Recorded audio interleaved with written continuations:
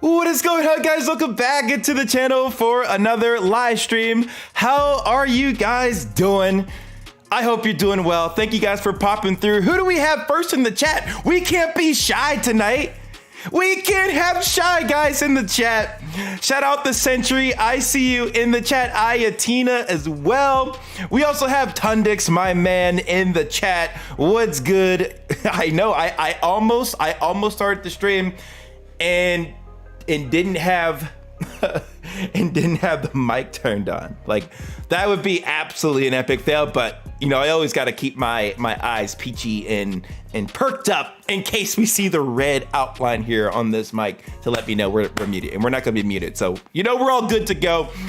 Good to see you guys, man. I feel like I had some freaking iced coffee earlier, and I've been pumped ever since I had the iced coffee from Wawa. So, I mean, I was gonna do the stream either way today, but I've just been freaking pumped for some reason today. So, you know, it's just awesome. We're gonna roll with it, man. And I gotta give a big shout out to Streamlabs. They didn't have to do this, but they sent me a whole box of goodies. So those of you guys that follow me on Instagram, or even just like, if you look at YouTube stories, you're gonna see that they sent me a massive freaking care package. I'm saying, like, expensive microphone, like the most expensive mic I've ever owned, expensive keyboard, expensive mouse, headset, and that's not like the flex or anything, but like, I'm just grateful that they were kind enough to send that to me. So thank you, Streamlabs. They sent me the hat as well. They sent me the t-shirt. So I appreciate it, Streamlabs. Thank you. You know, you have a great app. You offer great services. You help the people out, and I'm of course here to help people understand how to use your stuff. So I mean, yeah, that's crazy. Yeah, I know, Century. It's actually insane. Hold on, why is we got to get our chat box up on the screen? I love seeing your guys' chats on the screen. So we're gonna get that popping.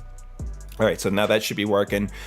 Streamlabs bot is asleep, so we're gonna make sure Streamlabs bot wakes up for this stream. We have been streaming in a couple of weeks here, so sometimes Streamlabs bot likes to go to sleep. So we got to make sure it's on actually. So it'll probably take a minute to pop through. It'll take a minute to pop through, so you guys can keep racking up your moons. Which, I mean, with the new gear that I was sent, we got to give some of this stuff away. There's the chat. There we go. Boom. Just takes a minute for the stream to get warm. And yes, Century, that was freaking dope. And we got the chats popping up on stream. So we're rocking and rolling for today's stream. And I'm excited to do it. So today's stream, we will be answering stream help setup questions. So whatever tech questions you guys have, let me help you out. I know there's been, you know, new subscribers to the channel. So if you are new to the channel, welcome. Battery. Oh my goodness. Dude, my battery was about to like die on me on this computer. I had it slightly unplugged. Holy crap, we almost nuked the stream. We almost nuked the stream. Yo, you have the perfect Century. Yo, you got 69 4 moons. I think you want to keep it at that rate. So I don't know. You might have to click off the stream to not have it go above. Well, it'll be at 69.5 all the way up to 69.9. But yeah. I don't know. You want to keep it there. You want to keep it there, Century. 100% down. Yo, thank you, Game Life. Yeah, the new accessories are crazy, man. It's actually nuts. Like Streamlabs, they were very, very kind and hooked me up with some gear. Now, not all the gear I'm going to be able to use fully, so I might test some of it, and then I'll try to give away some of it to you guys that have been watching the channel and the streams. So stay tuned for giveaway announcements. I have several planned, but I want to do them at like the right time. So I have all these companies sending me stuff. So I can't keep it all. I literally cannot keep it all. I don't have the space to keep it all. So I will give it away to some of you guys. But speaking of gear and setup, I'm here to help you guys out with whatever questions that you have. You can either submit your question in the pinned comment where you see my pinned comment. It says submit your question. Click on that link. That'll take you to a Google Forms page. You can put in your question. You can put in your information, not like personal information. Don't do that. I don't want to see it. Nobody wants to see your personal information. Just give us the question that you have. Give us that information.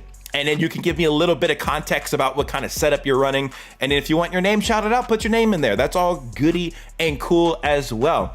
So if you go to the forum, it should look a little like this right here. So in the forum, it'll ask you, what's your question? Put in your question, and then it'll ask here, what should I know about your setup? Put a little context about your setup, and then a little bit down below it says, what's your username if you want a shout out. So it's pretty simple, and I'll look at questions there as we move forward into the stream. If you guys have questions in the chat, feel free to throw them down there. I might miss the question in the chat, so it's always a little bit easier if I see your question in the forum, but I will take questions from the chat as well. I'll just have the stream on pause. You're still gonna get your moons, bro. I think, at least. Yeah, you're still gonna get your moons as long as you're in the stream. You're gonna be getting the moons.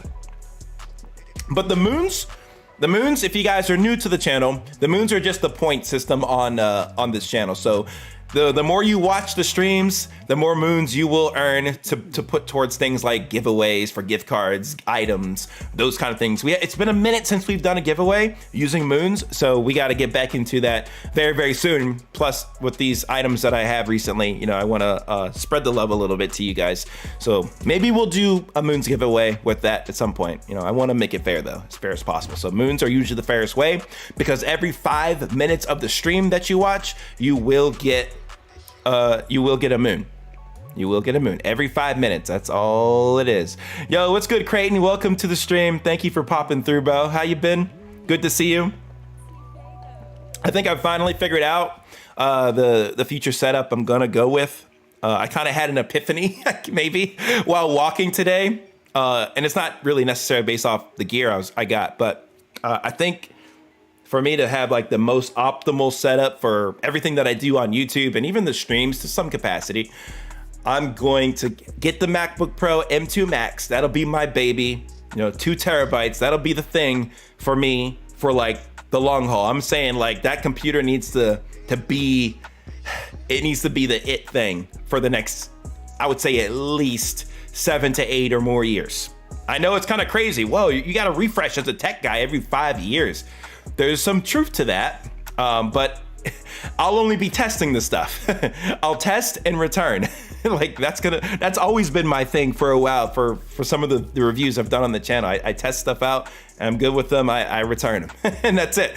So with an M2 Max, how much more power am I gonna need for the next few years? Like the computer I have right now that I'm streaming on, this 2017 MacBook Pro, 15-inch.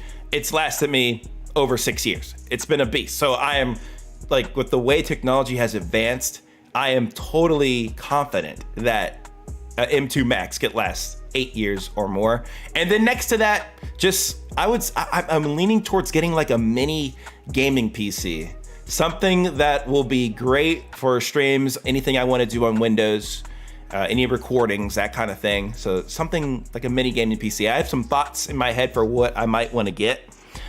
But we'll see. That's something that's to be determined, because I need to do a little bit more research on what exactly I want to get.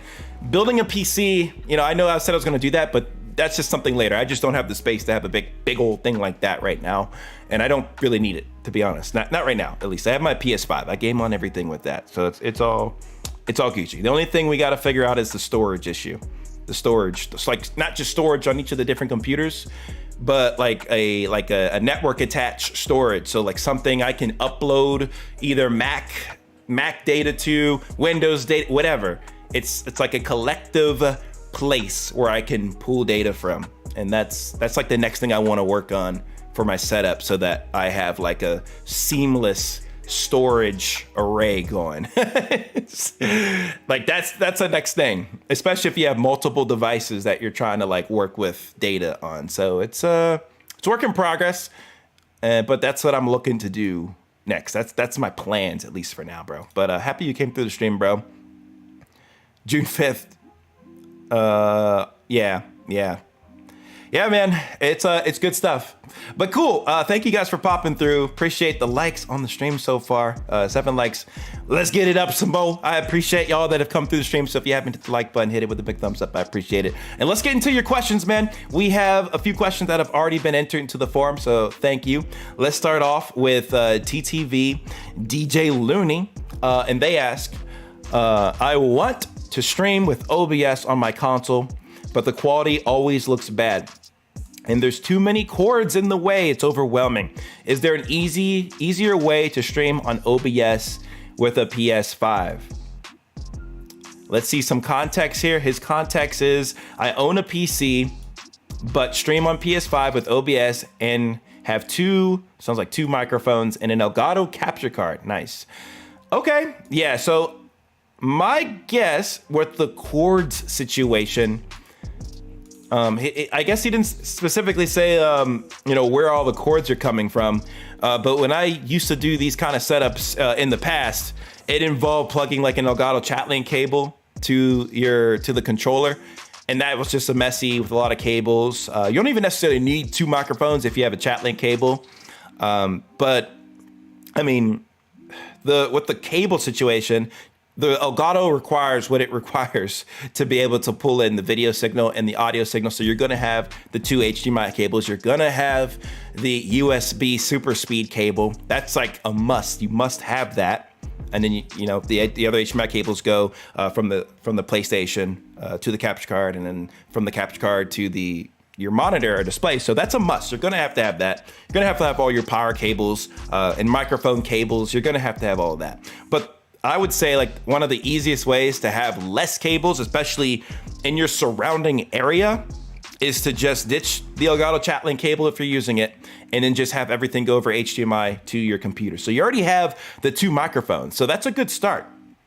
So all you need to do is have one of those microphones into your PlayStation, the other microphone to your computer for commentary, whatever the better microphone is, that is, and you're honestly set from like a wires cable setup. There isn't any like simpler, less cables way outside of not having to deal with that chat link cable, because that's when you have to have like cables that you're dealing with, and it can be a little bit annoying. But yeah, hopefully that is able to help at least that part of your question. From the quality perspective in OBS, I would take a look at the bit rates that you're using, and also like what types of encoders that you're using. So if your computer has like a dedicated graphics card, use a dedicated graphics card. It should be the hardware encoder. But if you have x264, you can use that as well. But if your CPU, which is the x264 controller, isn't that great, then you're gonna have issues with the quality if it's just not that good. It'll usually be kind of blurry, or it'll be choppy if you're trying to get better quality. But I created a chart that you can reference to make sure at least your bit rate is in the right range, because if your bit rate is low, then yeah, you're going to have some issues with the quality. So take a look at this chart. These are the bit rates that I recommend here.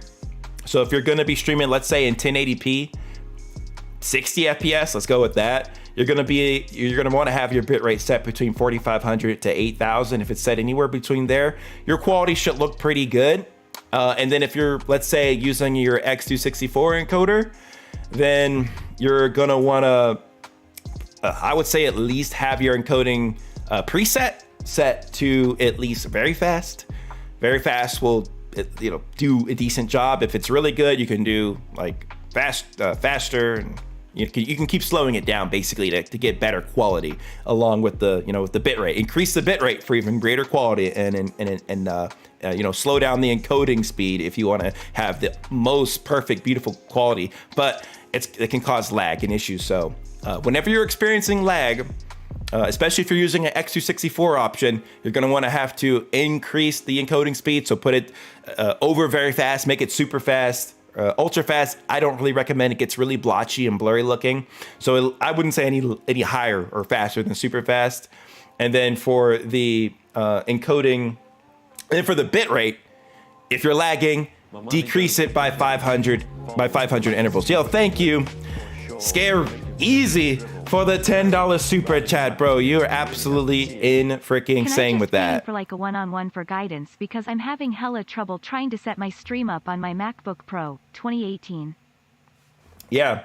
Yes, I do offer one-on-one consultations. I'm going to be helping one guy out this weekend on his setup because he's having some audio issues. So I do offer that. Just hit me up in my DMs and I can let you know like the timing and how I do the consultations. You can hit up any of my socials linked in the description. And, you know, since you already gave me this, I will, you know, I'd give you an extra discount on the consultation.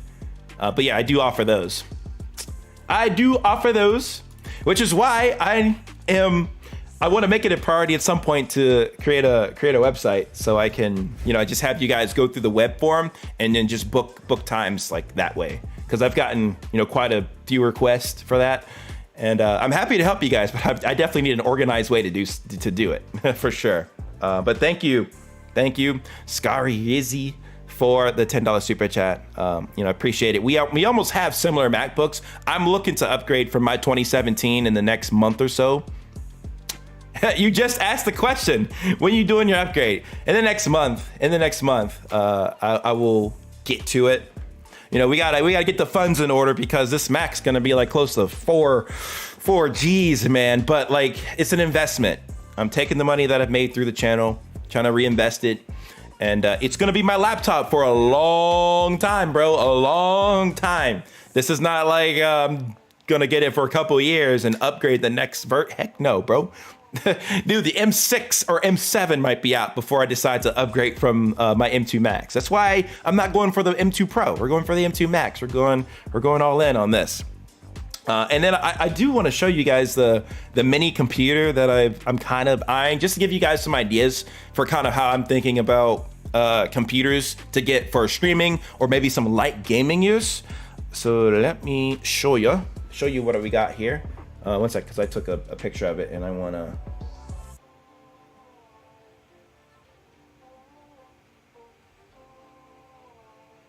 Yeah, here it is. Yeah. I need to do a little bit more research on this before I say yay or nay to it. I'm not for sure gonna buy this, but I might. I might just buy this. Hold on one sec. I almost got it. Maybe somebody in the chat would be like, bro, that computer is awful. Don't get it. And you might be right. It might be terrible, but I need to do a little bit more research on it. So yeah, this is the computer I'm looking at to have the PC next to my Mac. So I have the M2 Max for all my editing, graphic work, and then this bad boy will be for the streams or any like light PC gaming I want to do. I'm thinking about it. I'm not sold necessarily on it yet. The graphics card sells me, but I need to do a little bit more research on the specific processor, of course, and then just the specific model here in general. But I think it looks good, at least from outside view. I need to do a little bit more geeky looking through the specs of this thing. But right now, I think this would be a great buy. And I'd probably honestly add this to my list of computer recommendations that I have linked below. But it looks good and if you have Prime, it's $1,000 and not $1,500. Luckily, Prime is a little cheaper. But it looks, you know, I like if I'm just gonna be streaming and light gaming, I don't think I need to build a PC right now. When I have a lot of excess funds, I guess we can build a stack PC. I don't think it's necessary right now. It's not necessary. That's what's going on in my head right now. And then for the storage solution, this is what I'm thinking for storage. This is expensive, but we're gonna figure something out for this. This is the Synology Bay system, and this is how I'll be able to access my files from a network drive instead of just a computer. I want one place to access my files from a Mac computer, one place to access them from a Windows computer. So it should be the same place, so that I don't have to wait and drag files over and put them on externals, all that. This will make it so I don't have to do that. So I got to do some more investigating with this too. But whenever I do finalize the setup, it'll probably be something that I review or showcase in 2024 setup. It's got to be like, it's got to be down packed, like perfect before I explain it or show it. You know, throughout a few months, I'll get it down for sure. I'll understand exactly what I'm going to be showing here. So yeah, lots of stuff going on here, but let's go on to some more questions. What you guys got for me? I can go to the list I have here. I can go to the chat. What y'all want? Who wants to be the next person on the Price is Midnight show? Price is Midnight. I don't even know anymore. All right, Irish Beast has a question. Is there a software that you recommend using to be able to make it where you can play sound effects in game as well as in your stream at the same time? Yeah, so my head when reading this like was first going to oh my goodness, I know the name. It doesn't work for like games though, unless you pulled it through something like remote play. Goodness. Voice mod is what I'm thinking of. Yeah. Voice mod is what I recommend here, but it's not free. To download it is free, but it's not free. You're gonna have to pay for it to get like all of the effects that you want. But if you're on PC, this will work fine for you, man. It'll work fine. PS5, Xbox, you guys are gonna wanna do remote play, which is annoying, but this works. It's free to a point, but it's cool. It's cool. You can change your voice. It does have sound effects as well. They have a whole soundboard that you can play around with, as well as changing your voice, which is like the big crux of this thing. Like that's a big thing people like. And now it looks like they have an AI voice changer. That's pretty dope. I haven't used this in a little bit, but it's pretty cool. It's pretty cool. I think this is what you should go with. This is like probably the leading piece of software. I'll get to you, DM Plays Roblox. Relax, my friend, and make sure you put it in the forum. It'll like comments or questions in the chat, or like maybe I'll get to you. But if you put them in the forum that's linked in the chat, I'll definitely get to it. So make sure you guys put all your questions there. You're saying, I just want to be able to upload my own sound effects through my Stream Deck and have them play in game as well as in my what? I think you press the answer button quick. I'm guessing in your stream. Yeah, I think with I'm pretty sure with voice mod you can create your own voices and upload them. I'm pretty certain. Somebody can correct me if I'm wrong. But I'm pretty certain with voice mod you can make your own voices and upload them. Let's check.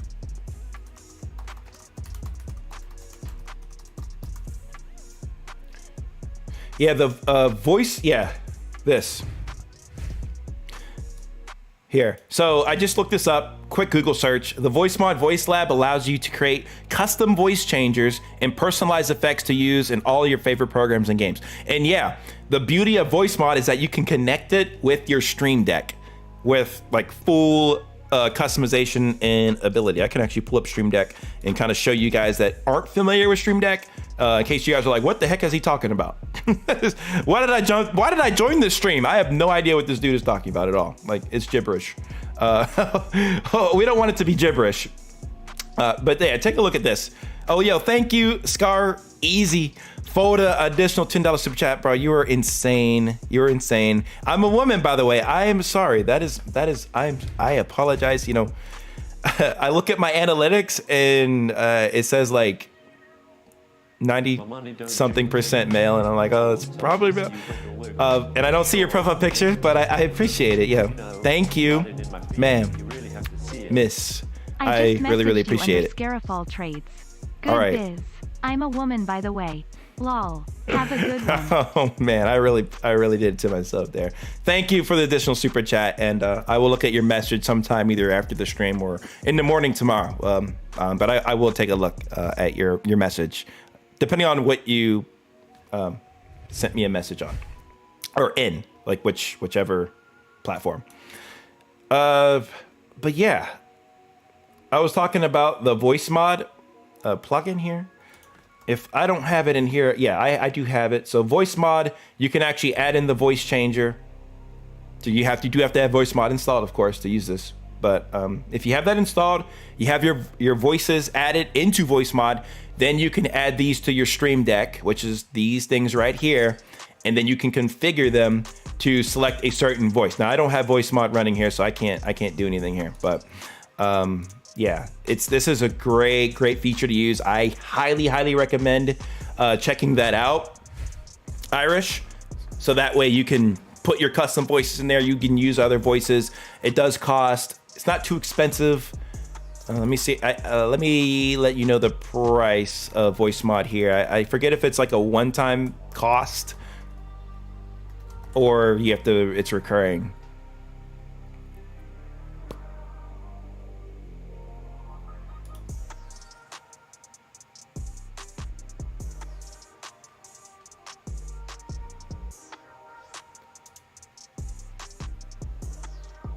It's not letting you submit a question? The heck? Yeah, so the voice mod trial is free. Voice mod has a free and paid version. The paid version it's called Voice Mod Pro, which costs $45. Yeah, so they do have an option where you can pay either by the quarter or by the year. So if you want to I would just go the lifetime route if you're going to use this. It's only $45 and you never have to pay for it again, especially if this is something you're going to use a lot. I didn't find a whole bunch of uses for myself personally, so I didn't buy it. But yeah, just something to keep in mind. Hopefully that's able to help you out. I know Tundix here. Tundix in his live streams, he uses it.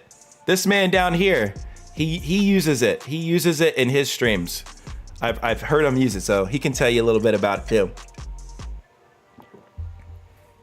Yeah. Yeah, right on. Any discounts are the best. So that's what you want. Thank you so much. You helped a lot again. And thank you for doing your video on how to set up a Elgato capture card. That's what got my stream going in the beginning. You love to hear it and you love to see it. Congrats, man. Keep up the good work. And I'm happy you found the videos to help you out. And that's what we're here for. New subscribers, old viewers, new viewers. I'm here to help you with any of your questions. So don't be shy. Ask it in the chat or put it in the forum and I'll take a look. It's been a while. Well, you got to use it again. I got to come through one of your streams, dude. We got to see this. We got to hear it. I want to hear you mess around with the voice mod again. It's honestly one of those things where you might play with for a little bit and then kind of like the nuance fades. Like I even play with it a little bit on this like stream in this channel, but then I was just like, okay, too much work to keep pressing the button and changing my voice, but it is fun to play around with, honestly. You submit your question. Good. That's what we like to see. That's what we like to see. We'll answer this question and then we'll get into more questions in the forum. So Clips Games Prods asks, which do you recommend to stream on, Xbox or PlayStation? So if we're accounting for only streaming off of the console, not using capture cards in your computer to get a nice custom setup, I would say even if you account for that too, we'll just assume that we're talking about streaming directly off the console. I would absolutely 100% go with PlayStation. It has much more features. It's a much more solid platform for streaming off of. To give you some comparison examples, the Xbox, you can only stream to Twitch. Like normally off the Xbox, it's very limited. Like really only to Twitch. And then, chat audio or game chat audio doesn't go through. Like your party chat audio, that will go through. But if you're in a game, like that doesn't even go through. It doesn't work. For the PlayStation, you can stream to YouTube and you can stream to Twitch. Not at the same time, but you can stream to those platforms. Just the overall, I would say the user experience is way better. Instead of me just talking about it, let me show you. You know you gotta show. Oh, come on now. You're gonna embarrass me like this on stream. AverMedia capture card for real. Oh wait, I don't have it. I'm an idiot. The stone cold foolness in me didn't plug in the dang capture card, so we're gonna do that right now. We plugged it in. Now we're gonna be lit. We're gonna be lit in just a second, and now we're lit. See, it's that easy. It's that easy. But yeah, take a look at this, guys. If I press the create button on my PlayStation controller, I can go right over here to the broadcast, and I can, set up my stream very easily and pushing it through. Now you can set it up pretty easily on the Xbox as well, but like I said, to me it's a little bit limited. Like you can't stream to YouTube; it's only Twitch. So that's why I give PlayStation the edge here. It's a lot more seamless, and you have a bit more features than the Xbox. And by a long mile, the PlayStation is better for recording as well. For recording on Xbox, you can only record like up to 3 minutes of gameplay without an external drive. But if you're on PlayStation, you can record up to an hour. You can record up to an hour. You can have your party chat audio included in there as well. You can have your microphone audio included too. And it's a lot better. Now I have to be in a game so we can see the recording features of the PlayStation, but it's much better. It's better. So PlayStation did things right. There's still some things that they can improve upon, like allowing the face cam, for example. Like if you have the PlayStation camera to go away, that just stays up on the screen, so I see myself while I'm gaming. Not a big fan of that. But at least you can add the face cam. You can do that on Xbox. Luckily with Xbox, you can actually add like other cameras. That's something PlayStation actually doesn't do. So that's a little bit of a win for Xbox. You're stuck using a PlayStation camera on PS5. But I think outside of that, I still like PlayStation a little bit, and I don't think I'm being too biased there, just because you have a little bit more options. That's just me though. But yeah, that's my answer to your question. Long and drawn out, but there's the answer. Okay, let's go into the forum here, get some more questions answered. Thank you guys for putting them in here. I appreciate you for doing that. This next question comes from Zypher.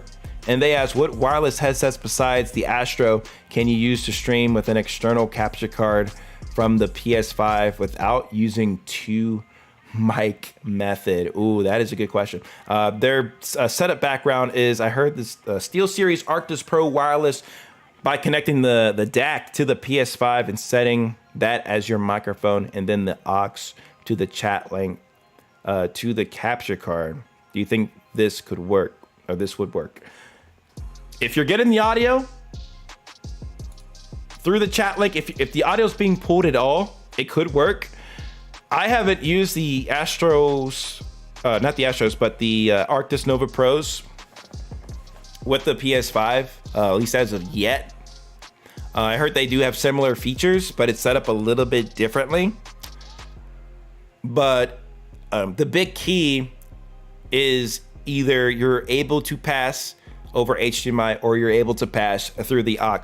But wherever you're passing through, that's where you're gonna have to listen from. That's the big key. That's the big key.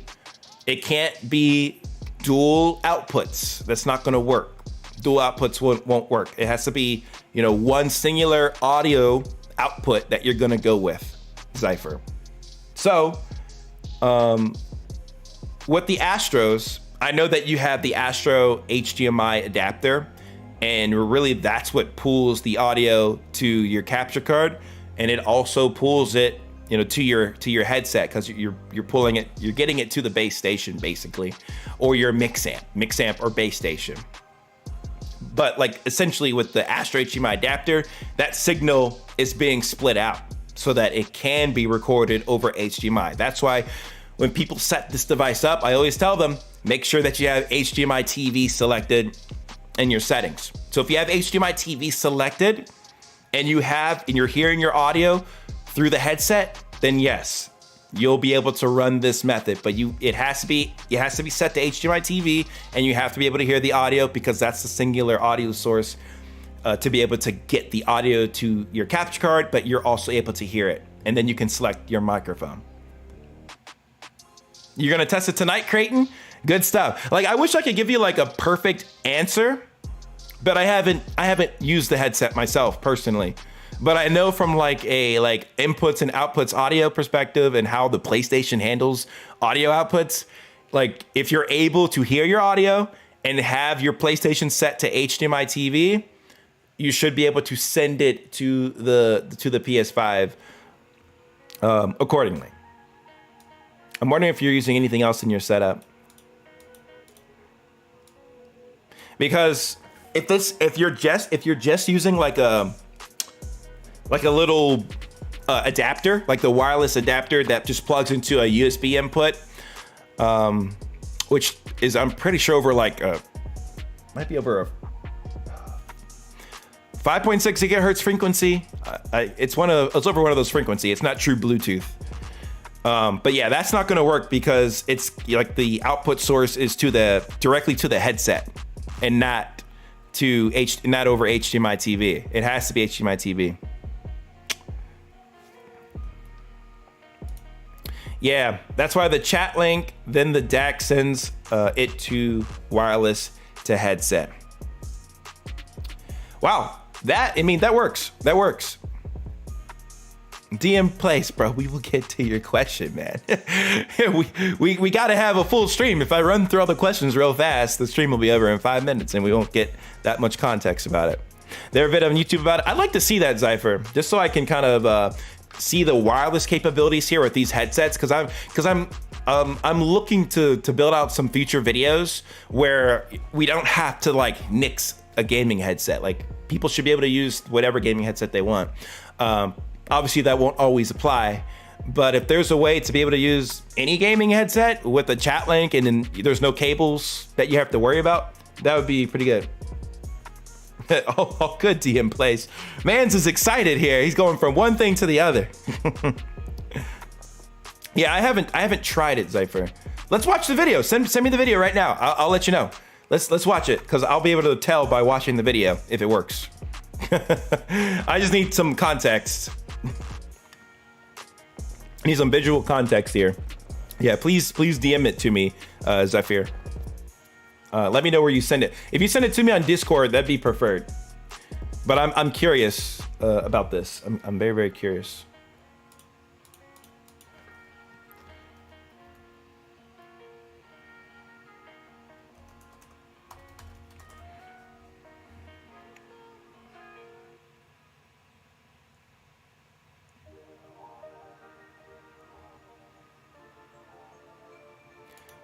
Yep, you're using the game deck here. I see.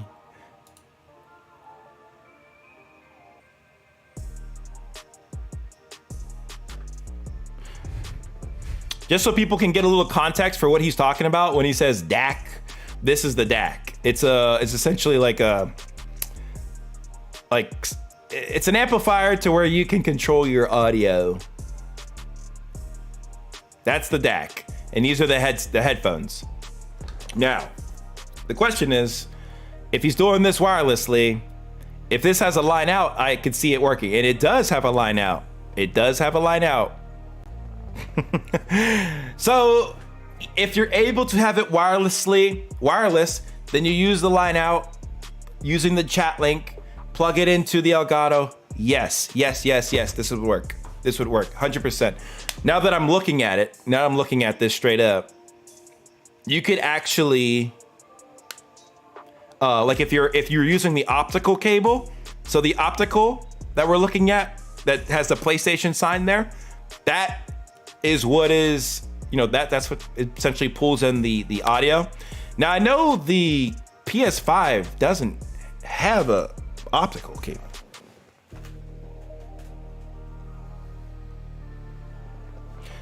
Yeah, so that's where you're gonna have to do the converter thing with the HDMI.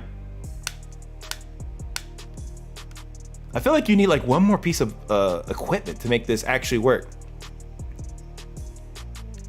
Yeah, test it out. Test it out, Creighton. Let me know. I'm curious because with the PS5, like that was the big issue with the Astros is that you needed to get the optical to work.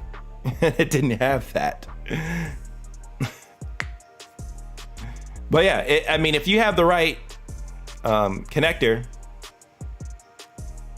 to get your PS5 audio in via the optical, and then you use the line out to the chat link, yeah, it would work. But yeah, let me know, Creighton, test that hands-on. I'd be curious to share that with everybody here, if it 100% works. Because I haven't tested it hands-on, but I'm giving you my best thought on it right now. But yeah, that great question, honestly. It's a good question.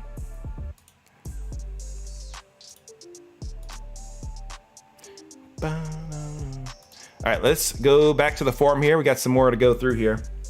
This person didn't give me a username. Oh, Gucci.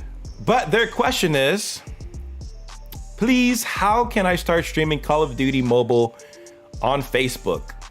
I think to get started, your best bet is to use a mobile streaming application. So probably my top recommendation for people right now is the Prism Live Studio app. There's also the Streamlabs mobile app. I mean, I'm repping Streamlabs right now, so those are my two top ones right now. There used to be another one called like Star Creator Studio, but like they ran out of money, so they shut down. Unfortunate, but it happens. It happens, my friends. But I would definitely go with the mobile version of Prism Live Studio. Go with this. Download this bad boy. You can get it on Google Play Store. You can get it on the App Store. It works on both. Same with the Streamlabs mobile app. That also will work on both. And then there's another one that you can use called StreamChamp. StreamChamp is also pretty good. Yeah, you can download this bad boy right here. You can just search it up, Google Play Store, Apple Store. You'll be set. And then the other one was StreamChamp. Also another great app that you guys can use if you're on Apple, of course. This one's only for Apple. The other two are for... Yeah, Omelette Arcade's good, but it's a little messy. It's a little crazy. Their app is kind of wild. Like, I like these apps because they're very focused towards like streaming. It doesn't have a whole bunch of other stuff in it. But this is another great app you guys can use completely for free, and it's awesome. You can also connect the webcam too. So if you want that face cam on iOS, bros, this is the way to do it. On iOS, that is. The other two, Streamlabs mobile app and Prism Live Studio, they don't have the face cam capability yet. They got to get that going. I've been telling them about it. I'm like, hey, get face cam. I told both of them. Like, you guys got to get that. That's what people want. But if you have a webcam, you can hook that up right here, and you'll be chilling. It'll be running for you. Now, once you get on these apps, all you need to do is just connect your accounts. So it'd be your Facebook account, bro. Your Facebook account. Connect that. And then just literally press the start streaming button. I can send you some videos on this if you really want something specific. It's pretty straightforward once you get in there. Because you have to log in with one of your accounts. So just log in with your Facebook.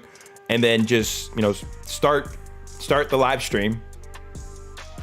Just simply start the live stream and then go start up your game and you're all set. It's pretty, cut and dry like that for the most part. Yeah. Maybe one day, I think as a part of these streams, we can do some like more thorough walkthroughs. I can set up like a second camera or something and we can either show stuff on the computer screen or on my mobile phone. So those are some things I'm thinking about adding to these kind of streams in the future. I think that'd be sick. But it's pretty straightforward though, bro. Once you get into the app, they make it as easy as they can for you. But if you use those apps, you can just start off using Like I would recommend Prism or StreamChamp to if you want something easy. Streamlabs is good, but it has a lot more stuff in it that maybe you want to play around with or mess with. A lot of it's not as valuable to use because especially if you're on iPhone, you won't get all like the overlays and stuff to work. That all works on Android, so that's something just to keep in mind. If you want an easy app to use, go with StreamChamp or Prism. Those are like the easiest to use. Schlim says, why would I have cracking and popping through OBS with Elgato HD60X on PS5? I'm using a USB headset through PC and listening to the game through OBS. Please help. Yeah, cracking and popping. I mean, it could be due to a couple things. Things that come to mind would be like bad cables. That can always be a thing, or bad ports.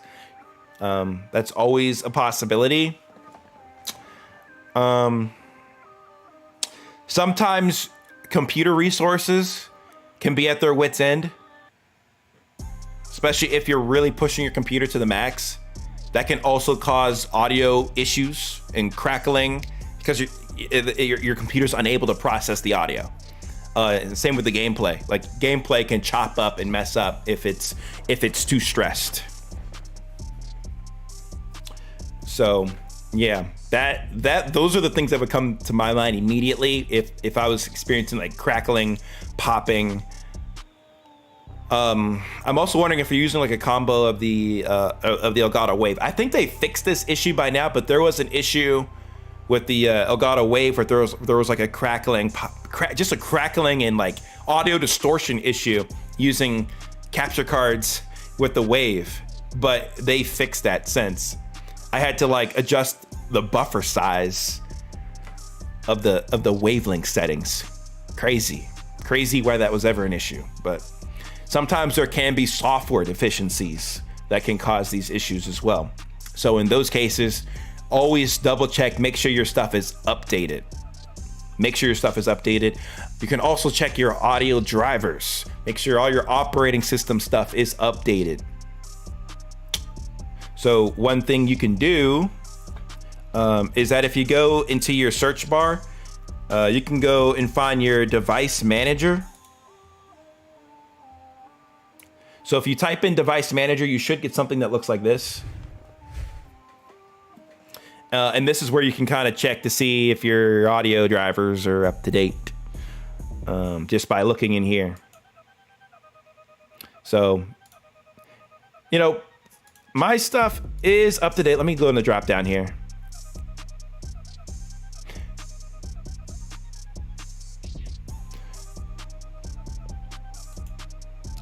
So you can update your drivers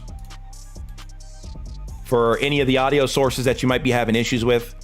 This may or may not fix your issue, but make sure your stuff is updated. Make sure your Windows software is updated as well, because sometimes that can fix issues. Sometimes it can cause issues. Double-edged sword. Fix issues and cause issues, man. Totally beat. But yeah. Hopefully you can start with troubleshooting those few issues. I'd also test like other devices to see if it's like an isolated popping and cracking issue, because it very well could be the capture card. We can't rule out the capture card. Absolutely not. We can't rule that out. Like, let's say you get another capture card, you test that, and you're not having the popping issue, then yeah, it could be the capture card.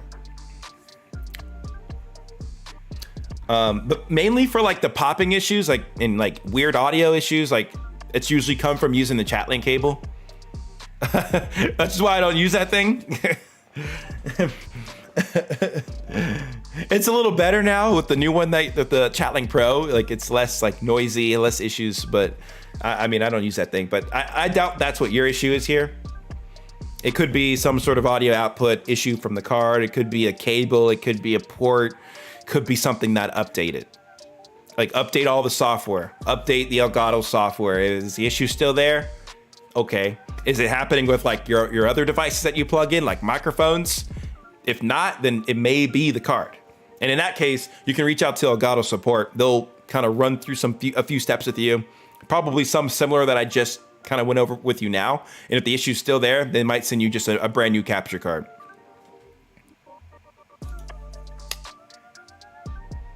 So hopefully that is able to help you out there a little bit. Let's pull another question from the forum. This person asked, TTV DJ Looney has another question. They ask, another question I have is, how do you make your chat look like that and scroll down? You mean the chat that comes up on screen? I use Twitch for customization, but should I use OBS? Are you meaning like Twitch? Do you like? You can't just like use Twitch for your stream. Like, I'm trying to figure out what you're talking about here. I think I'm kind of getting it a little bit here. I think I understand what you're trying to say here. It sounds like you're asking about the chat on the screen and how I'm doing that, like through YouTube, or if I was on Twitch, how would I do that through Twitch? So this is a browser source overlay, and you can do this with an OBS. All you need to do is, I highly recommend getting Streamlabs. Just using Streamlabs. And if you're using Streamlabs, if you log into your dashboard, you're gonna have Essentials area here. Drop down, you can click on the alert box. That's what I'm using right here. I'm using an alert box. All I do is copy that URL, that widget URL, and then I just paste that as a browser source within OBS. I'll show you exactly what's in my OBS because I want to be helpful for you, my friend. I want to be helpful. So in OBS, that specific source, I think I have it either gone or hidden here. Do I have it hidden? Yeah, it's right here. This is the source, chat box. So I put the URL right here. You guys don't need to see the whole URL, but kind of get the point. You copy it from Streamlabs, the Streamlabs dashboard, put it in here. I mean, you're going to be logged into the account you're streaming off of. That's how the chat is connected to the stream, and as an overlay. Just like that, sir. Just like that. Just like that. Easy peasy lemon squeezy. So yeah, hopefully that is able to help you out. I don't think that's why we need to get a new computer. I don't like the frame drops there, but oh, I can't wait to go crazy with setup stuff, man. I can't wait. We're gonna go brazy with it. Crazy crazy. Thank you for your question though, Looney. Let's do another one real quick here. That'll be like half of the questions we have here on this list. Continue to add more questions here, and we'll go through and ask, pull some more questions out of the chat here as well here in a second. So this question does not have a name, but they ask, I have a small problem with Prism. My stream video comes up blurry. Why? If it's blurry, it either has to do with possibly your internet. You may want to run a speed test. What's your upload speed? Is it 2 meg, 3 meg, 5 meg, 10 meg, 20 meg? Are there a lot of people using your internet? Those are going to be your main culprits, because Prism by default will try to push out the best quality it possibly can, and it does. But if you're like trying to stream off of data, especially like 5G or not, 4G or LTE, 5G. No, I haven't even seen a lot of people with great 5G, but it works. It works. If you're in the right spot, 5G is great. But yeah, I wouldn't rely on data. I wouldn't rely on data. But yeah, if your Wi-Fi and your upload is not good, you're gonna have blurry stream. You could also potentially have a blurry stream if your phone is like on the bare minimum of the spec requirement for the Prism Live Studio app, especially in the Android world. Like you can use some pretty cheap phones, and they may not have the best output. But my thought here is definitely the internet. Take a look at that. If your internet's too slow, it's going to be really hard to really increase the quality any further. And I also believe on the Prism app, you may have a little bit of control of the bitrate you set. So if you've set your bitrate manually, which I don't think they have a manual bitrate setting. I'm gonna check here. I'm looking just to double check.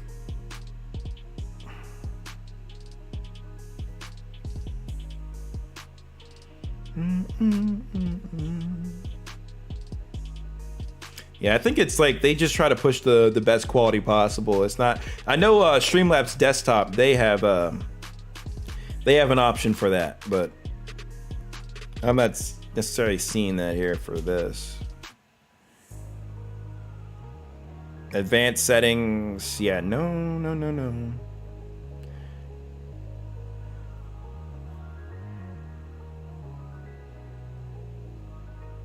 Yeah, you can set the resolution. You can set the resolution, so you can do 1080p, try to do the max there. Video quality, adaptive. You can actually set the bit rate. You can.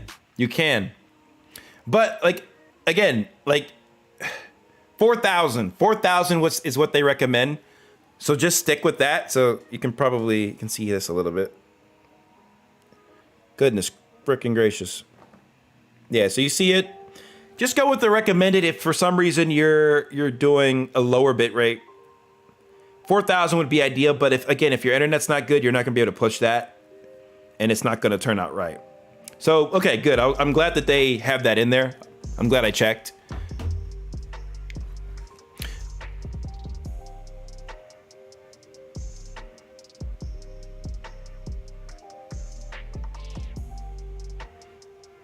Were you, Africa, were you the one that asked the question? I don't know. But okay, I think that's pretty much the gist of the Prism question, though. Cool. All right, let's take some questions from the chat. How about it? By the way, thank you guys for 19 likes on the stream. Appreciate it. Appreciate you.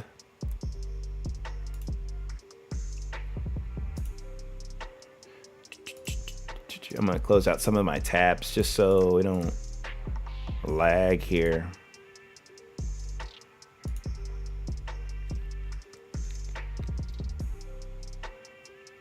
Stream delay every few seconds? What you mean?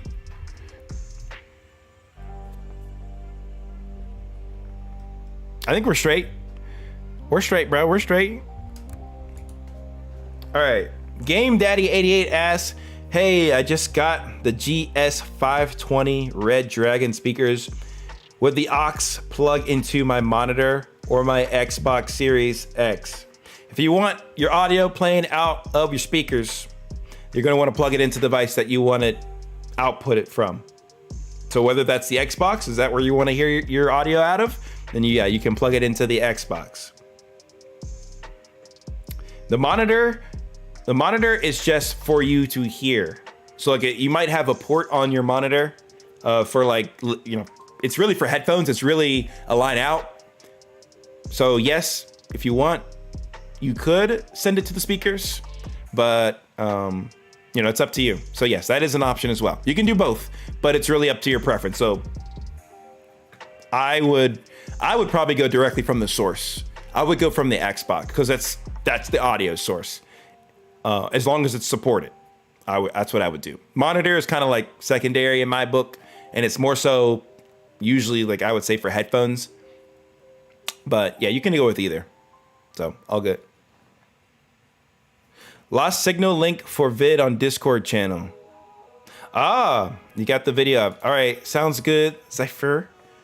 We'll take a look at that in a second. Also appreciate the $2 super chat, bro. Thank you.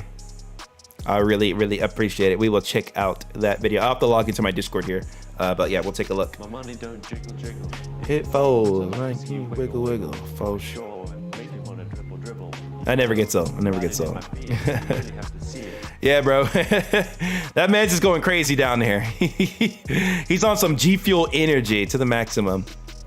SC Triple says, your videos helped me a lot on getting my Streamlabs up and going. It still need more work, but better than it was. Good stuff. It's a work in progress, man. You can't get to the finish line in one night or in 1 week or even 1 month, but it's a process. So it's all a part of the journey, and enjoy the journey, my friend. Okay. I'm not skipping you, dude. Your question literally is not either coming through or I don't know. I don't know, dude. We're gonna get to it. We're still running through it. Oh, look at that. We're actually on your question. And we just happen to be on it now. I didn't pick it just because you were screaming there in the chat, but all Gucci. Time to answer your question. DM plays Roblox. I know you've been waiting for this moment, so here we go. What OBS settings do you use? MacBook Big Sur 2015, 2017. That's what you're using, right? DMP. Of course, Cindy. Of course. All right. Well, that is a very, very big question, but let's put it in simple terms for you, okay? I'm gonna make this easy for you. I'm just gonna show you my settings. You can copy them. Y'all can screenshot them. I pretty much use the same settings. Yo, my CPU's going crazy down there, bro. What the heck? It's all right. We're gonna be moving on from this setup soon. And what's crazy, like, I say I'm pushing 60 FPS, but it doesn't even push 60 FPS. It's freaking dumb. I don't even know. I'm using like a weird boot camp setup on a Mac, so like it's probably something weird going on, which is why you're not seeing 60 FPS. But we're gonna change it soon, brothers. We're gonna change it soon. I'm gonna invest hella money, and I'm not just talking it. Like, the funds are ready. We're ready to go crazy with it. Anyways, guys, my settings. This is it right here. H264. This is a hardware encoder. Now, I can't change it here or anything right now because I am streaming. But yeah, this is what I am using. This allows me to not put all the load on my processor. So if I was using X264, man, this stream would be really trying to fight for its life right now. Especially with this older generation i7. The newer i7s, of course, they're much better. But these older ones, they be huffing and puffing for life. But from there, from the hardware encoder, my balance preset is just balance. I didn't put it at like a high quality or anything like that. All Gucci with that. My rate control, I have it at CBR, which is a constant bit rate. It's always my go-to. Target bit rate, I have it set to 5500. My upload speed is at about 10 megabit per second. So this essentially breaks down to 5.5 megabits per second, but you're gonna need to put this in kilobits per second, which is gonna be 5500, which is why I have it here at 5500. So don't put in 5.5 or anything. That won't be what you want. Put in your target bit rate up to 5500. That's what I put mine into, and you can tell the stream quality. It's pretty decent. It's pretty good. Not even an insanely high bit rate. The other important one, keyframe interval, I set that to 2. That's like a good interval that YouTube, Twitch, Facebook, any streaming platforms, they like to accept. And you'll get that by default just by selecting the preset of YouTube streaming. Really, the only thing I change here is the bit rate for the most part. That's really about it. Of course, you can tweak these other settings if you want, but it's all kind of pre-filled. For the recording, I can't really show you guys what I have here, but I usually keep it at MP4. It's more compatible. For recording, I usually just use the same as the streaming encoder because typically I'm not streaming and recording at the same time. If I were to do that, I'd rather use maybe the CPU in that case if I had to do both, but it's not something that I would consider this computer to be able to handle that well. So like if I did have X264 here, you're gonna get another preset. You're gonna get an encoding preset here, which would basically say whether or not, like, how fast do you want your processor to encode the video, because that's what the X264 is. It's your CPU. I'm not doing that in my case because this is my graphics card. I'm putting it on the graphics card, but the CPU Typically, you'd want to keep that at very fast. If you can put it to faster, that's even better. Your quality will look pretty good. But if you have it any higher, if you have it up like a faster preset, then that's where the blurriness kind of comes into play. But these are my settings, guys. Hopefully that makes sense. Audio settings, I don't have anything set for desktop audio. I have all my audio coming through the wavelength stream, which is this bad boy right here. Got my microphone audio, which I can mute. I muted it. See, I just did that. That's a stream. That's for the stream. This is for me to hear. If I had this on, I could hear myself, like just to hear my return audio. Like I can just hear that feedback in real time. Right here, this is for the game audio. So like capture card, that's what this bad boy is for. I have Gamer Extreme 3. That's what I have plugged in right now.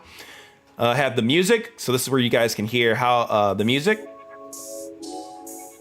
I have that going through there. Browser audio from the Google Chrome. That's what I have set up here. System audio. I don't think I have this doing anything right now. And aux, I don't have anything set up with this either. Because I found that like this aux, it disconnects itself from OBS every so often. Let's check out the settings here. My preferences. This is the preferences. So if I were to do the aux, like typically I'd want OBS to be that aux so I could, hear all the alerts and things coming from OBS, but it doesn't always work. So like I could assign it to aux 2 and then the aux 1 is here, but OBS and there's a wavelength and the aux, it's weird. It's weird. Doesn't always work. So I put that audio, those like the alerts audio, I put it as its own source within OBS here, which is right here. That's the slobs alerts, and I think that's all no. My bad. I have it here, right here. So that way, I'm able to record the audio individually. I'm able to capture basically OBS to itself. See the window right here, OBS. I know this is kind of confusing. It is a little bit confusing. Basically, when using that setting, with like the application audio source setting, the application audio source, I can select the OBS window where the stream alerts audio is coming through so that it can hear itself and pick it up. Because with OBS, the stream alerts audio will come through, but it's just for you to hear. Like I've messed with this quite a bit and I haven't seen the audio be able to come through with both you being able to hear it and also coming through on stream. So having it come on stream was a challenge. So this is a solution I have for it, and listening to self, OBS. Yeah, confusing. Taking millions of screenshots. Okay, that works. What other settings can I show you? I mean, like those are the settings. You didn't ask about my sources, so like these are them, man. I don't think I have any others though. I'm trying to do 1920 by 1080, but again, something's going on with the encoding, which is why you're not seeing this stream in 60 FPS. Kind of silly, but like it is what it is. I'm gonna test things out on a newer setup soon and seeing how things output there. Just things on Mac in general have been weird when I set up 60 FPS to be streamed. Like even on Mac, the Mac side of my computer, it still outputs 30, even though I trying to say streaming 60, bro. Streaming 60. The other issue with Mac is that, at least with the silicon chips, is that there's no CBR. There's no constant bitrate basically you can set. It's all variable bitrate, which means it can fluctuate and go crazy. And I don't like that because the bitrate can sometimes skyrocket over your internet speed just randomly, and then you're gonna experience like a little bit of latency or lag on the stream. So not a fan of that. They need to hopefully get a constant bitrate going for these, for the Macs. But a lot of you guys aren't on Macs anyway, so you don't have to worry about that. This is the setting I was referring to right here. Right here. See where it says rate control method? This bad boy here. So for max, it's VBR, which is variable. Constant bit rate's the way to go because it'll stay solid, like you see down here. It's staying as solid as possible at, you can't see that. It's staying as solid as it can, close to 5,500. It might fluctuate a little bit up and down, but it's going to hit this as hard as it possibly can. It's going to try its best. And why is that important? Well, like, you know, some people's internet speed is only so fast. So let's say you have like your internet speed is 6. If my internet speed was 6 megabits per second, this could cause issues because it's right on the cusp of hitting 6. It sometimes goes over 6,000, which equals 6 megabits per second. So you don't want your internet upload speed and your bit rate set to equal each other. You want to have a little bit of space between your speeds, your internet speed and your bit rate that you set. So that way, if it does fluctuate up and down a little bit, you'll be okay and your stream won't take a hit. So never make it equal to your upload speed because you're just gonna have some trouble. But yeah, great question, DMS Plays Roblox. I hope you got as many screenshots as you could there. You can always roll the video back as well. But tailor your settings to your setup. My settings may not be the best for your setup. You may need to adjust them a little bit.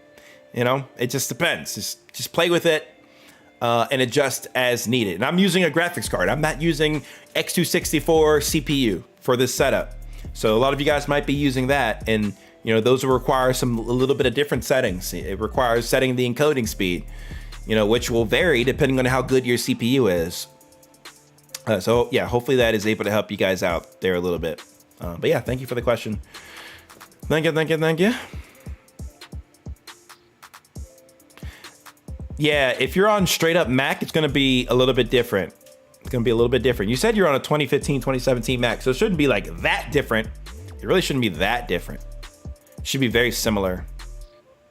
But the big ones, bitrate is always gonna be the same between both operating systems. You know, setting the hardware encoder, it's not gonna probably say what it said on mine. It's probably gonna say hardware encoder, AMD, or whatever you might have if you have a MacBook Pro. If you don't have a MacBook Pro, you're gonna just have to use the X264. That's what it should say, X264. So select that, and you're gonna have to play with the settings a bit, the encoding speed, all that stuff. Nothing's one-to-one, guys. Nothing's that easy. Nothing is easy. Yo, appreciate the love from India. Your video, so much helpful. Thanks. I appreciate the love. Thank you so much, Clutch Gaming. Thank you for the kind words, and I'm happy to help you out. More videos to come in the future to help you guys out some more. That's what I'm here for. So thank you. Let's go to another question in the forum here. So this question is from MidnightMan. MidnightMan. Nice name. Yo, what's good, Legendary Gaming? I see you in the chat. Thank you for popping through to the stream. I see you. So they have a dilemma. Let me turn down the volume just a smidge. They have a dilemma. What is that dilemma? They say, I am using your recommended setup to stream from my PS5 Astro Mix Amp.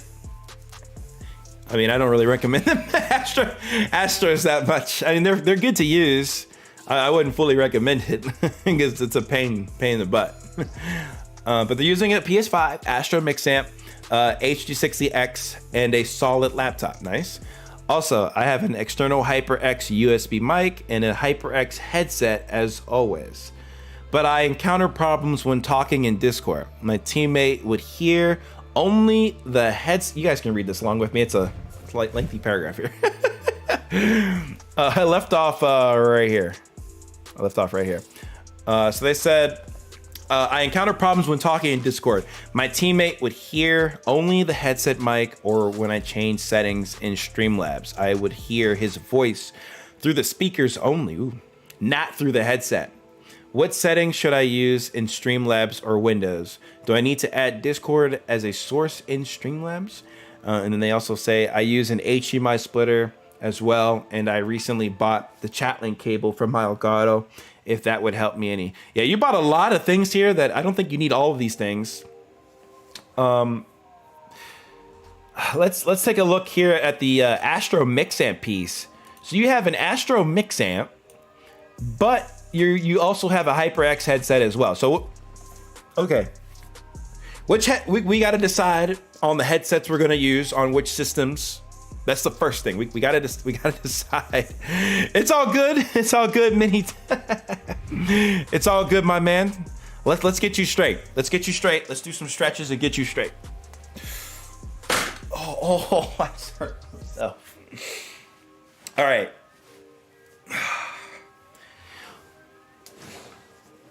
A lot of stuff going on here, but we need to make some decisions. We need to make some decisions here with the setup. So, if you're first off, how does the Astro Mix Amp and the HyperX mix? The Astro Mix Amp is for the Astro headset. Do you have an Astro headset? That's the first question, Mini Technicus. Are you using that? Do you have that headset?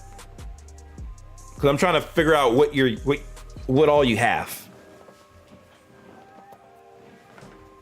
I use OBS Legendary Gaming 83.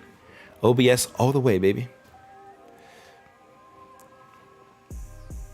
Because if you're using Astro's headset, no, I use HyperX with the audio jack. Okay, so the Astro Mix Amp is like a non-factor then at this point, right? You plug it into, okay, so you're passing to the Mix Amp and then you're plugging in your headset to the Mix Amp. Okay, interesting. So, all right, if you're getting the PS5 audio to the Mix Amp, I think that's a good start. Where the chat link could come into play, and this is where we were kind of like talking about it a little bit more with Zypher. He brought it up. We still got to watch the video, Zypher. We're gonna do that. Maybe actually we'll watch it after this because I think it ties in. It'll tie in nicely. That is to help kind of show some visual clarity here. But yeah, from the Mix Amp, this may it should have a line out. If it has a line out, then you can plug in the Elgato chat link into that. But it sounds like you're using that line out port for your HyperX headset. So in that case, you can still connect an Elgato chat link cable to it, but then you'd have to plug in the HyperX headset into the Elgato chat link because it has a port. Let me show you. I have it on me in my bag of goodies. Look at this. We got it. So many cables, man. I gotta get these cables together, bro.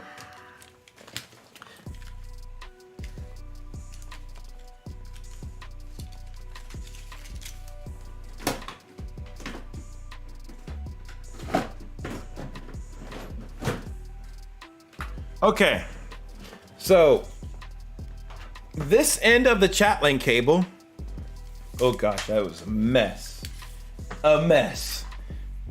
See, this end of the chat link cable, if you plug this into your Mix Amp, this end you can plug in your HyperX headphones or your headset, and that way you can hear the audio that's coming through. And then on the other side of that the chat link cable, this is where you can plug it into the capture card so that the audio is picked up.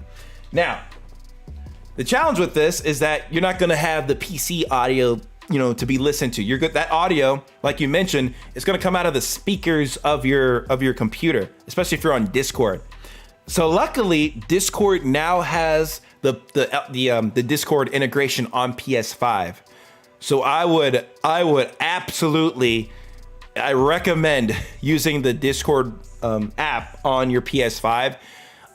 It's pretty simple to use. You just need to send over your Discord call from the Discord app, either from the computer or from your mobile phone. I found it very, very easy to do, especially on the mobile phone. Just set up your Discord call and then just send it to your PlayStation 5 as long as your PS5 is connected. Your PlayStation Network account is connected, that is, with your PS5.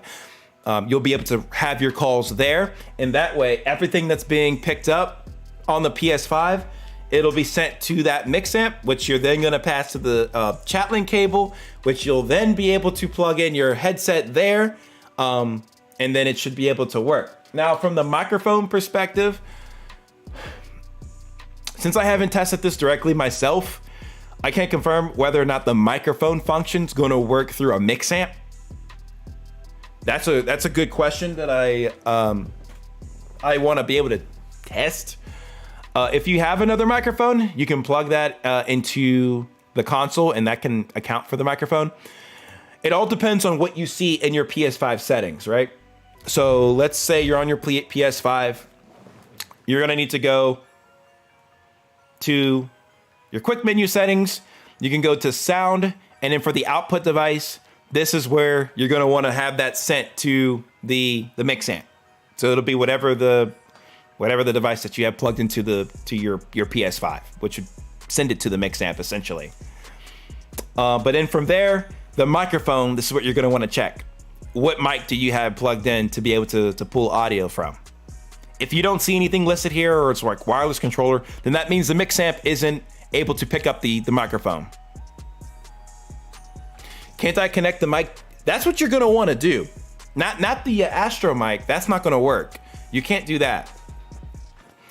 You can't connect the headset mic to your console because it's literally interfacing with the PlayStation. So you're gonna need like a USB mic of some sort. So you said you had a HyperX USB mic. So that's what I would put in to the computer. That's gonna be your good mic. The problem with this is that the HyperX headset, that usually also has a microphone, but it may not travel to the PlayStation.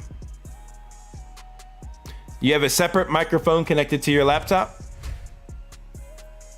Okay, so if you have two microphones, then yeah, you can use one USB mic for your PlayStation and then another USB mic for your computer. So that way you're taken care of audio wise.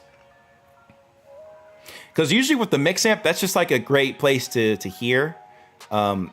I know the Astros, everything is fluid, everything works well, like with the microphone as well on the Astros, everything's good. I don't know how that would necessarily work if you're trying to use a different non-Astros headset. Like, I don't believe that the mic audio would travel through the mix amp and then back to the PlayStation. I don't believe, but again, I haven't tested that head. Great. You gotta. Did you run your test yet, Creighton? We need those test results because you're the one with the HyperX here.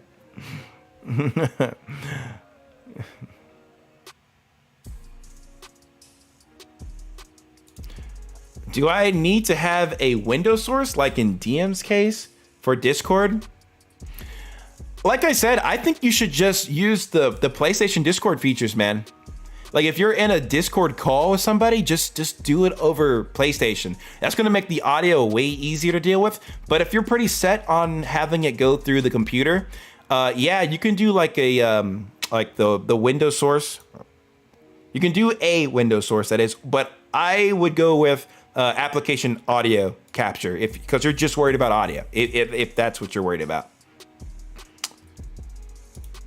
I can share with you what that looks like.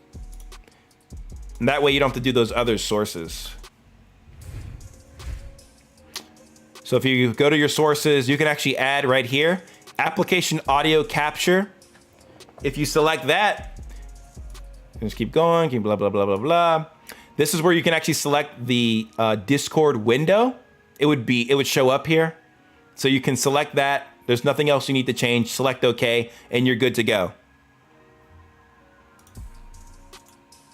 Now, as great as that is, it is great. It is a great feature. Don't get me wrong. The way that you have your stuff set up is that you're gonna be trying to listen to your Discord audio through the computer, and that's either gonna play out loud or it's gonna play through whichever default audio device you have associated with your computer at that time. So yeah, it'll be recorded, but it's probably going to play out loud, like you mentioned, through the speakers, that's how it's going to be. So to have all of your audio kind of consolidated, you can listen through the computer, but that takes away the mix amp features that you're getting. So I understand that you want to keep the mix amp features and all, but something to think about, because like in your case, I just feel like it'd be the best move to if you want to go with the mix amp option, is to just have the Discord calls on the PlayStation 5. You can have the Discord calls there. It'll go right over. It'll be like a party chat basically on your PS5. And that way you don't have to worry about any potential duplication or echoing effects of audio, because your audio is going to be playing out loud or through someplace else, or through, I've seen people use even Apple headphones just so they can, they'll put them literally under their other headphones. I think Tundix, I don't know if he's still here, but Tundix used to do that. He's a streamer too, but that's how he would listen to the Discord calls. He would have headphones plugged into the computer and then put those under his gaming headphones. This is it's a bit much, and things are a little bit easier nowadays. So that's just my recommendation. Yeah, I figured you'd have thought about that, man. It works, but it's not great. It's not efficient. You can have a much more streamlined setup than that. So it's a thought, man. That's why PS5 has the Discord integration now. Things are a lot easier. They don't have to be so hard. Don't make things harder than they need to be for yourself. That's just it. If you're gonna do things from the computer, then you don't need the Discord on your PS5. I mean, you still can use it, but you can use either or at that point, because your audio is just gonna go over HDMI, which is why I think HDMI audio is king. But that's just me. I know with the mix amps and the Astros and all that, you can specialize your audio and make it sound much better than over HDMI. HDMI is the audio is not hitting it. It doesn't sound so immersive. And I get it. So to each their own. You got to make that decision for yourself for how you want your setup to be. But utilize Discord on PS5, man. Your life will be a whole lot easier. This Discord thing gave you headaches. Yeah, man, it'll be like that. I have a short. If you go to my short shelf on my channel, I have a quick setup guide for how to get your. Actually, you know what? Let's watch it. Let's watch it here. You guys want to watch it, and then we'll watch the video that Zypher sent us about the Astros, not the Astros, about the Arctis Nova Pro headset and how those can work for a streaming setup. All right, let me pull this John on up here.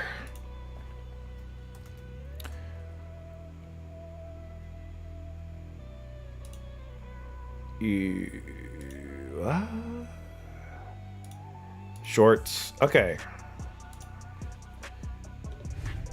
Okay, yeah, it was pretty straightforward. Now supports Discord voice chat if you're on system software version 7.0 or later. To enable this feature, you're first going to need to log into your Discord on your mobile phone and connect your PSN account. If you already had your account connected like I did, you're going to need to disconnect it and then reconnect it. Once you're signed in, go ahead and accept the terms and authorize the connection between PSN and Discord. Next, go ahead and establish a Discord call with one of your friends on your mobile phone.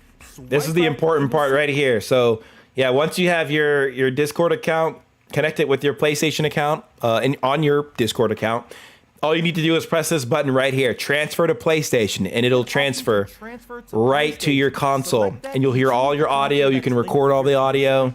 Once you've done it's that, like everything's in one audio source. You can manage this Discord call on your PlayStation by going to your quick menu settings, going to game base, and in the parties tab, you'll see your Discord call where you can adjust just like that and chat audio balance and muting. Whatever mic you're using, you can control everything right there. That's pretty much it with that setup. It's really straightforward. You don't have to scrap the mix amp, man. Like if you do the Discord thing this way, you don't have to scrap the mix amp. But like if you want to hear all your alerts, all your computer audio, then yeah, you're gonna need to scrap the mix amp and just have everything go over HDMI. It's really, really easy that way. But like again, you're losing that mix amp the features and capabilities there. So yeah, you may not want to lose all that. Yo, hey, bro. What's good, Jay? I done my very first stream today, all thanks to you, bro. You love to hear it. You love to see it, baby. Congrats, Jay. Awesome. Yo, let us know how it went. How do you feel about after completing your first stream? Do you feel like it went the way you thought? Like any technical difficulties? Everything goes pretty smooth for you? That's always exciting to hear, man. Always like the first stream to go well. All right, I'm gonna log into my Discord here, and we'll take a look at the video that Zypher sent.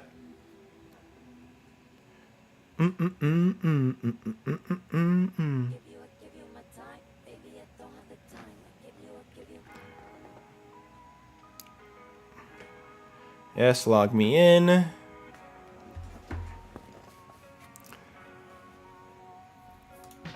All right, let's see. Probably a message request.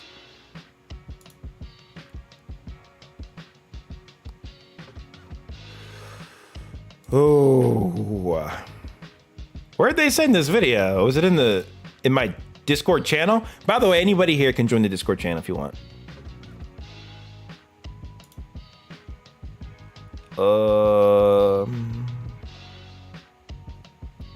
I have no idea where they put. I don't know where you put that video, Cypher. Where did they say? Oh, general. Oh, you put it in general.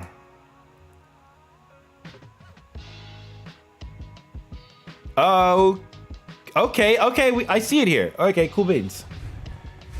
Let's take a look. All right, this is a quick video on how to be able to stream in Streamlabs OBS with a PlayStation 5 and the Arctis Nova Pro wireless headset. So you'll need your Elgato HD60S Plus. I'm sure you guys are familiar with that if you're streaming. And you'll need all the normal connectors, and you'll need the Elgato chat link. So what you want to do is plug in the big portion that you normally would go into your controller into the line in port for the dock for the Nova Pros. And then you take the other end of that and you plug it into your controller. So then on your PlayStation, what you want to do is change your sound settings, if you haven't done so, to your headphones. All right. And then change your mic to the Arctis Nova Pros. And in Streamlabs, make sure you have the best quality settings for your specified. That's what I was thinking. Laptop, PC, or whatever you're using for the Elgato software. He said like line in from the console and then into the PlayStation. You can't go. The controller is always an output. It's never an input. So that I found kind of weird. But let's keep going. And the hardware. So what I had to do was I had to create two sources coming from the HD60S Plus. One, I strictly captured video and I muted the audio. And then I created another source just for the audio. Once I did that, everything came in clear. There wasn't any lag. I've been trying to find this type of information for forever, but for whatever reason, it works for me. Hopefully it works for you. I know it said that you couldn't use the chat link with headsets that require a hub or a dock to do the wireless transmission, but I have no wires running from my headset. They're coming from the controller and the dock, and using your Elgato HD60S Plus. Is he sending from the controller to the dock? Because you can't send to the controller. That literally is impossible. I can't send to the controller. That's it. Remember. Let's go to plug the. All right, you still want to get in? Okay. Plug the base part, the big part of the Elgato chat link into the line in of your Arctis Pro wireless dock, and then in the other port, the other part of the aux cable, put that into your controller and your PlayStation. Make sure. Yeah. To me, it looks like he's pulling from the controller to the dock. He's pulling from the controller to the dock. he's kind of got it like reversed the way that you typically would hook up a chat link. Like he's got like this end on the other side, like where the dock is. Very, very odd setup.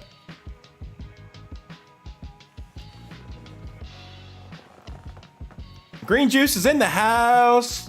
What's up, Green Juice? This is an odd setup.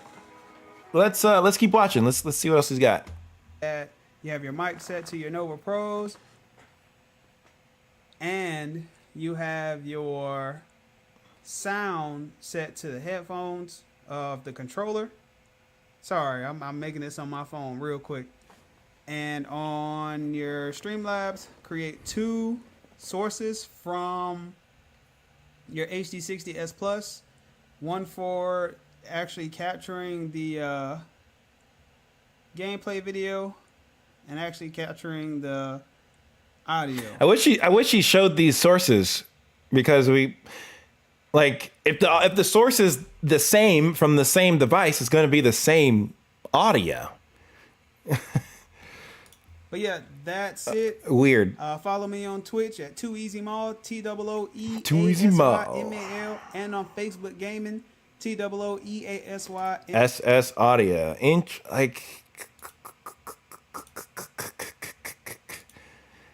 It's got to come from when you plug to the controller. Yeah, well, what he's doing is he's using the chat link to get the audio to come through.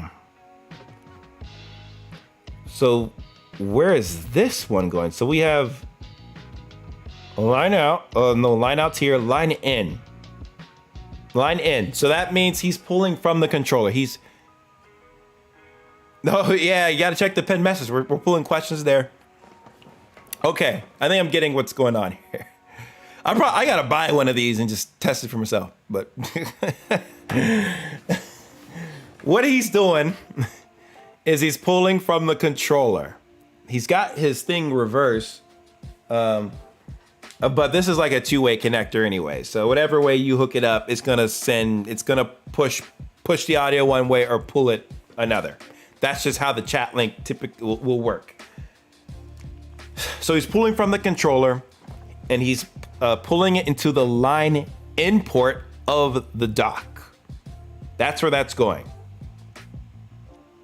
Now, the dock, if I could see, it's a USB 1. USB. So where is this going? We'll have to watch it back to see where this is going. But we see the audio's coming in here. That's fine.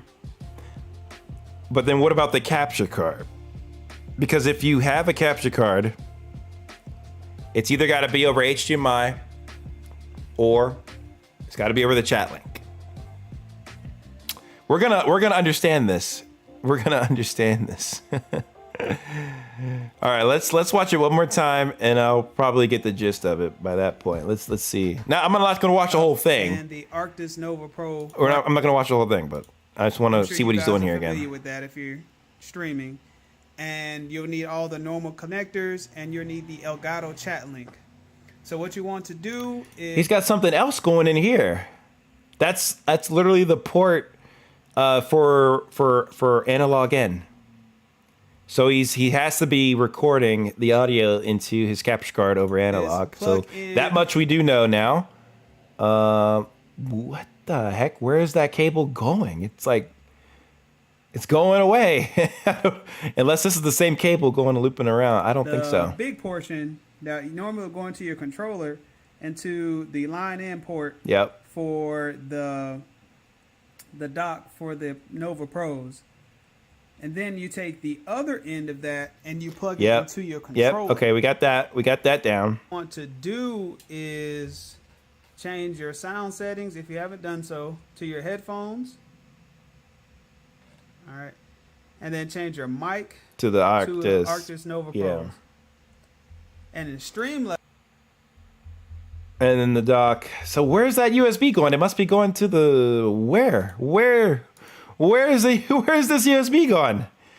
We're leaving information. That must be just power. I think it's just power to the dock. That's what I'm thinking. I think it's just power. It is power, boys. It is power. Let's assume it is power. It's got to be, because it can't stand on its own. So let's assume that's strictly just for power. I'm good with that. So that means... it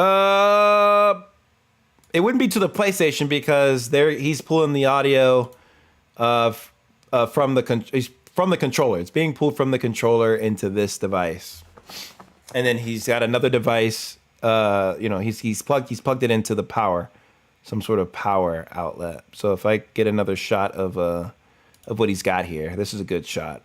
Yeah, he's got power. From what I can tell, there it looks like power.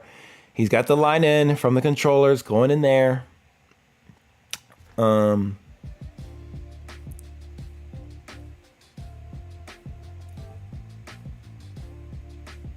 then the adapter, this device itself, allows him to be heard via the mic. But he's got to pull this to the capture card somehow. That's the missing piece. Yeah, we got this to work, but we're missing something here. Something's missing. I'm like trying to be a detective here. Like something's missing, bro. Like we can't have one. And then you take the other end of that and you plug it into your controller. Yep. So then on your PlayStation, we're tracking this out, baby. Is, make sure you have the best quality settings for your specified laptop, PC, or whatever. 60S Plus. One, I strictly captured video and I muted the audio, and then I created another source just for the audio. Once I did that, everything came in clear. There wasn't any lag. I've been trying to find this type of information for forever, but for whatever reason, it works for me. Hopefully it works for you. I know something's missing here. What? Because it's not plugged in. He didn't mention anything being plugged into the capture card. This is all about plugging into this device. And I could tell, looking at this image, like, see this? Do you see this? That's something being plugged into the capture card, but it wasn't mentioned. So weird. I don't know. I can't say yay or nay that this would work. Any comments about this? It really seems like a pain in the ass. I just got the H60X Elgato delivered today. I play with Couch. I'm streaming game laptop. The issue I have is either get audio over HDMI to stream or the audio to headset. But I need audio and mic on both. I wish they would do this, but they don't. Yeah. Yes, you can go down the rabbit hole of trying to stream with the Nova Pro specifically. It was fairly simple with Arctis Pro Wireless.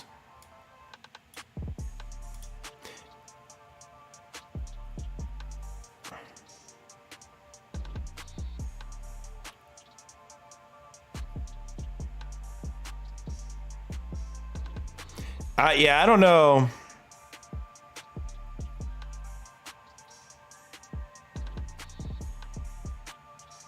I don't see how this could work. Like, I feel like he left something out. Something's left out because he has a capture card back here. Like, see this cable? What is this? What is this? Why was this not mentioned at all? It wasn't mentioned. It wasn't mentioned at all. Like, if it's going through your headset and it's being sent to this device, that's where the audio is going. Nowhere else.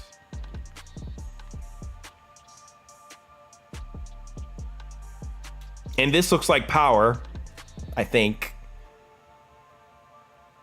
Capture card analog sound to DAC, audio in. but he's not doing a line out. If he did a line out here to the capture card, then I'd say, yeah, it makes sense. It makes sense. But he's not doing a line out here. That's what I would say. That would make the setup work. You can you can hear wirelessly, and then you have another cable coming line out to the capture card, and then it should work. Yeah, that's what I'm gonna finish off on there to say. Yeah, that's like, at least for this question. Yeah. Because otherwise it's a very janky, weird setup. Like, why does he have to add 2 audio sources for the same thing? That's kind of strange. So something's not adding up, and I just wish he explained what he was doing with this. What are you doing with this? Where's this even coming from? It looks like it's coming from the PlayStation somehow. But like, even then, like, it doesn't make sense because you can only have one audio output, and he's using the controller for his one audio output. So I'd like to listen to what his audio sounds like to see if it's like legit audio or I don't know. That something's just not adding up for me with that one. So,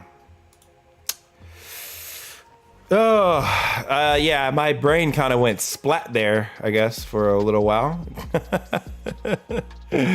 Let's answer some more questions. How about it? Yo, for real though, we will be up all night. We would be up all night trying to answer that question. But let's go to some other questions I have here. So okay, yeah. So he's powering his game deck. He's powering that with the PS5. That makes sense, but he didn't mention the line, the analog. Where's my capture card?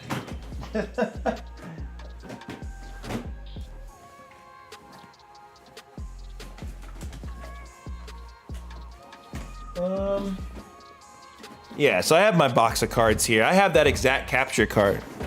And what he's... Just for like a visual representation, so people understand what I'm talking about. If we go here. This is what I'm talking about. He looked like he had something plugged in here, but he never mentioned what he had plugged in here. What was plugged in here? That's what got his audio to come through. Because it's not going to come through the game DAC alone. That won't work. So, yo, make that video, Creighton. I don't own the headset. I don't own the headset, but I like the video idea. Okay, cool. Next question here. This question is coming from Swonks Gaming TTV. They asked, so if I use the Wave 3 mic using Wavelink, does it control my audio in OBS, such as mute and unmute the mic in music? Yeah, so everything's going to be controlled through the Wavelink as a whole. As a whole. So whatever you do here, this is where it's going to be affected in OBS. So let's say I mute this. I'm going to mute this. You didn't hear me. See, you didn't hear me because I muted the stream audio coming through. Like that's how that's gonna work. So yeah, whatever is outputted here, that's what comes through into OBS. Now, if you mute the OBS source, so I have like the OBS source here, like right here. If I mute this, if I mute that, you guys aren't gonna hear anything. You guys won't hear any audio at all. But this is like the Wave Mixer source. That's very specific to the Wavelink app. And all that audio that comes through that audio source is controlled right here in this mixer. Everything. So yeah, to answer your question with the Wavelink software, it all goes over. Mic, music, it all correlates. Whatever you do in the Wavelink will transfer over.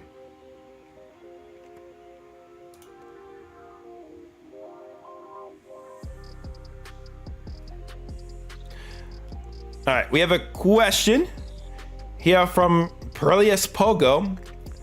They use a PS5 and they're asking, would I be able to connect my USB Yeti, the Yeti microphone, by the way, to my PS5? Yes, you can connect a USB Yeti mic to the PS5, no problem.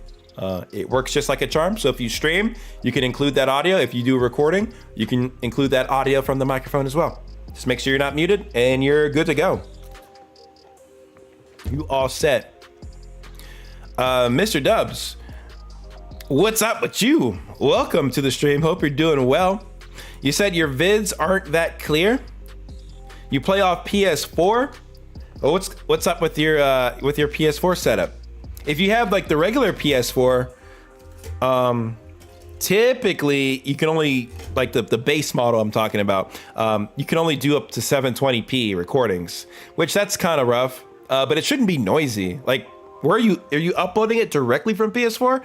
Because you can use Share Factory. Use Share Factory, you can edit your clips together and upload it directly to YouTube and it'll be clear. But if you're using one of those, like where you're uploading it to YouTube and then downloading it, or you're trying to get it to your phone in some weird format, then yeah, you can lose quality if you're trying to download it from other places or trying to upload and then download.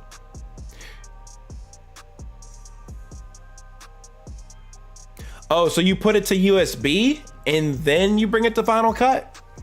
I mean, you still shouldn't lose quality. You might be losing quality in your Final Cut rendering. You could be losing some quality there. So I would check to make sure that you're exporting in the right quality in Final Cut. That should be, yeah. If you're doing 1080p, I mean, keep in mind your videos are recorded in 720p. So if you're trying to watch your video in 1080p, it won't look as sharp and clear as 720 as it would if you just kept it in 720p. Now, I know that kind of sounds like it's going against the grain a little bit, but yeah, your videos are recorded in 720p. So if you can't export in 1080p and expect sharper quality, like the base, the original footage is still 720p. So you're not going to get it to look better through that method. So I would stick with 720p because that's what's being recorded out of the PlayStation 4. What's good, Cyan? Good to see you, bro. Hope you're doing well, man.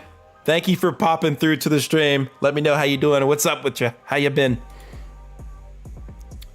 What is the best cheap capture card?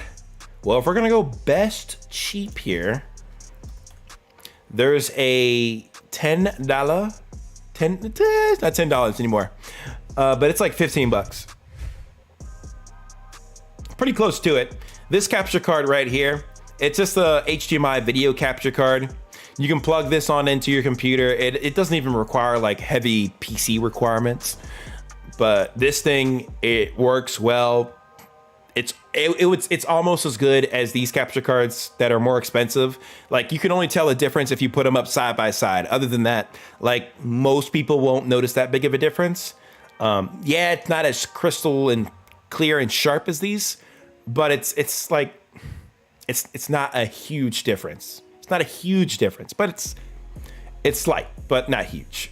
So if you want to go cheap for best quality, I would go this. Just get a 1 and 2 out HDMI splitter. I should probably put that splitter here on this page so you guys can see that splitter. Yo, Cyan, I'm glad you're doing great, man. That is good to hear. I'm doing great as well. I've been doing well. We're in warmer days outside of the allergies, man. I'm hanging tight. We're doing good. 1 and 2 out splitter. Where is that bad boy? Where is she?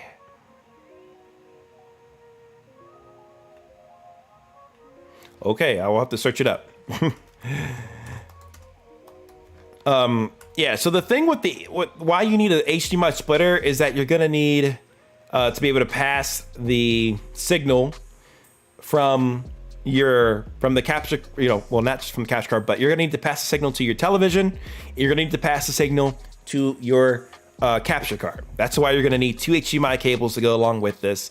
This part of the cable would come out of your PlayStation.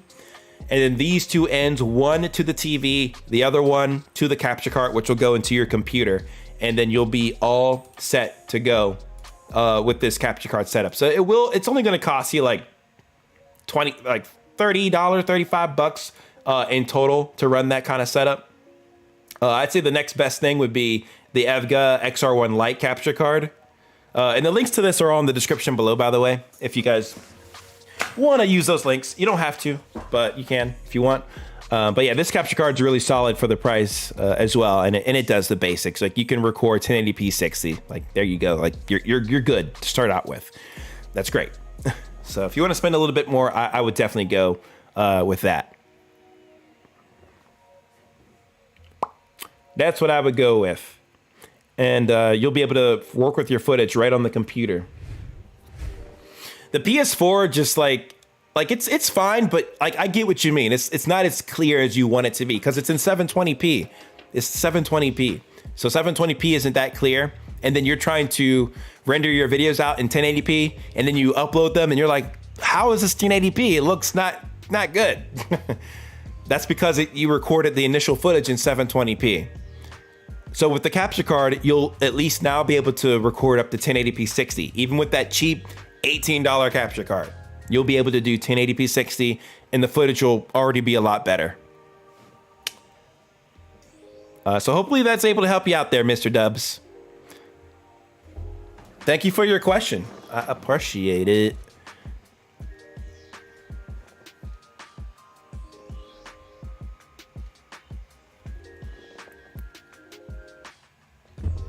Yeah, you can actually use that the cheap capture card here as an Elgato Cam Link replacement.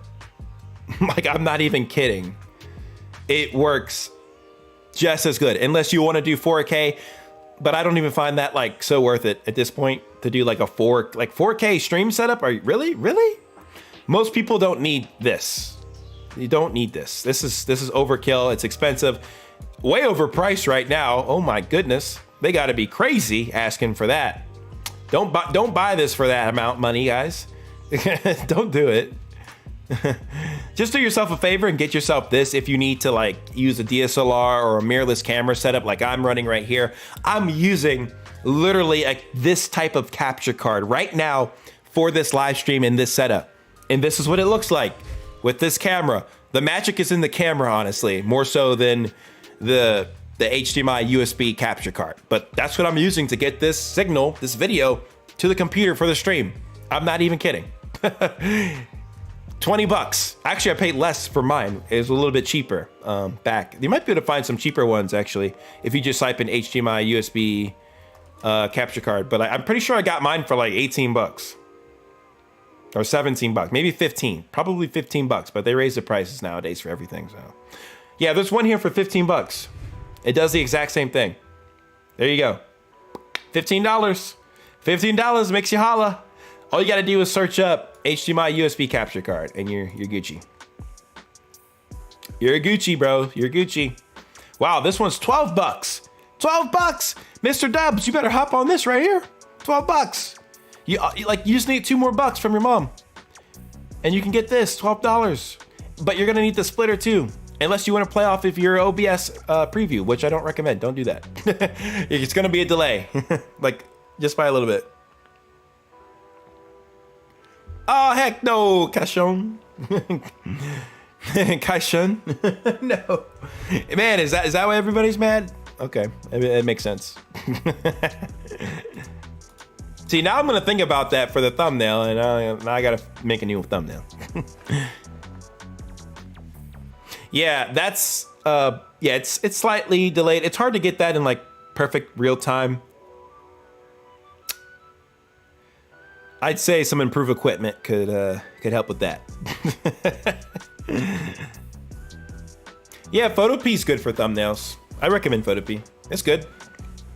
It's kind of like Photoshop, little like more guardrail features, but it's good. Yeah, you can use Photopea. Go for it, Mr. Dubs. 71 Nation, hello, I see you. What's good? What's needed to play sounds boards with Xbox friends, online players to hear them?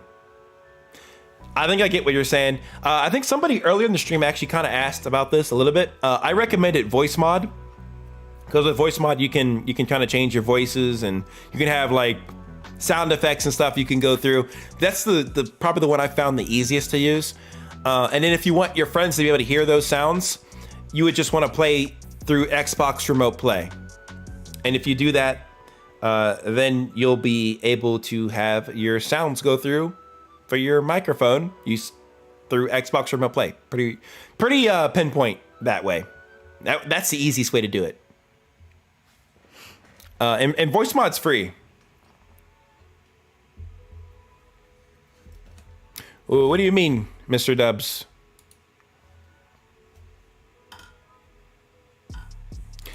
What if you have a Mac? It's gonna be a little bit more challenging for you. Yeah, on Mac, you're really stuck with having to use like boot camp. So like partition your computer, like what I'm doing right here for the stream. Or you can use like Parallels if you have like a silicon-based computer. Because the Xbox app is only for, it's only for Windows. That's the only platform it works for, or operating system. Unfortunately, I think they do that intentionally. Let's be honest, they do that intentionally. So, yeah, like that's the only way I know of pulling audio in from like a soundboard, because Xbox itself doesn't have a soundboard. So that can be tricky. No, it's not easy being a Mac user. Something I want to show you guys though, since you're here on today's stream, when you have, questions that come up in your mind, and maybe MidnightMan isn't always there to help, or maybe MidnightMan hasn't, used your specific setup. AI has been a great friend of mine recently, especially Google Bard, because Google Bard is up to date. Like, they actually have their stuff recent, unlike regular ChatGPT. So why is this important? You guys can go into the prompt, which is below my screen here. You guys can't actually see the prompt, but you can go into the prompt and you can just ask it. Like, we're gonna go with Juro's Senpai's question, and let's see what Bard says, because I'm curious. I'm very, very curious. So we're gonna say, how can I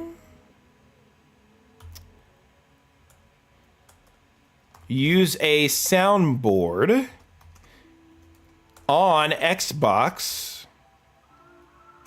We'll say Xbox. Yeah, we'll just go with Xbox. Oh no, we should be specific actually. Xbox Series X. Let's go with Xbox Series X. Yeah, how can I use a soundboard on Xbox Series X with a Mac computer? This is a strange question, but let's see what we get. I made it make as much sense. Google Bard trying to think here. Oh my goodness, a lot of information. Sometimes it spills out too much information. Goodness. Yeah, it mentioned exactly what I said. Voice mod. This, guys.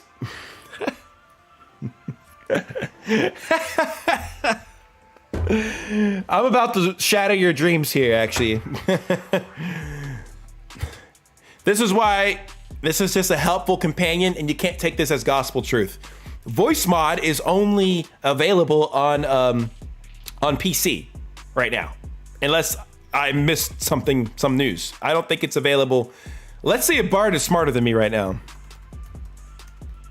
I'm very sure that they don't have this for macOS yet. Do they have it? It's the beta's here? I missed that. The beta for voice mod is here on Mac. Oh my god, this is news. This is news. No way. Yes. Google Bard for the win. Man. I'm like, wait a minute. They don't have macOS voice mod yet. Boy. The tides have turned. Oh my gosh. Okay, yes, voice mod, Morphvox. Yes, I'm aware of that. But here's the tricky part. what is their recommendation for getting the audio to Xbox? Because my recommendation would always be use the Xbox Remote Play, right? So, soundboard with my computer is a virtual audio cable. Interesting. A virtual audio cable is how are you going to use a virtual audio anything and get it to Xbox without directly interfacing with the Xbox? Let's see. You can use a virtual audio cable to send audio from your Mac to your Xbox Series X, and then use a soundboard on your Mac to play through your Xbox. So this is the part I'm trying to figure out here. Virtual audio cable to the Xbox. Okay. Be the first to make a proper video on it. Hey man, we could. This is news. Yeah, voice mod. Yep. Open the soundboard on your Mac. Play the button. Yep. Okay. So the second part here. Here are the steps to use a soundboard on Xbox Series X with a Mac computer using a virtual audio cable. Virtual audio cable. Really? Download and install virtual audio cable software on the Mac. Okay. Open the virtual audio cable software. You can also ask Bard, can you recommend me virtual audio cable software? Really, it's just a virtual audio mixer. That's what I understand this as. The virtual audio cable software, set the input device to your Mac microphone and the output device to your Xbox Series X. How on earth would that even... You can't just do that. Click on the play button on the... Okay, so this is the crux right here. Set the input... How on earth?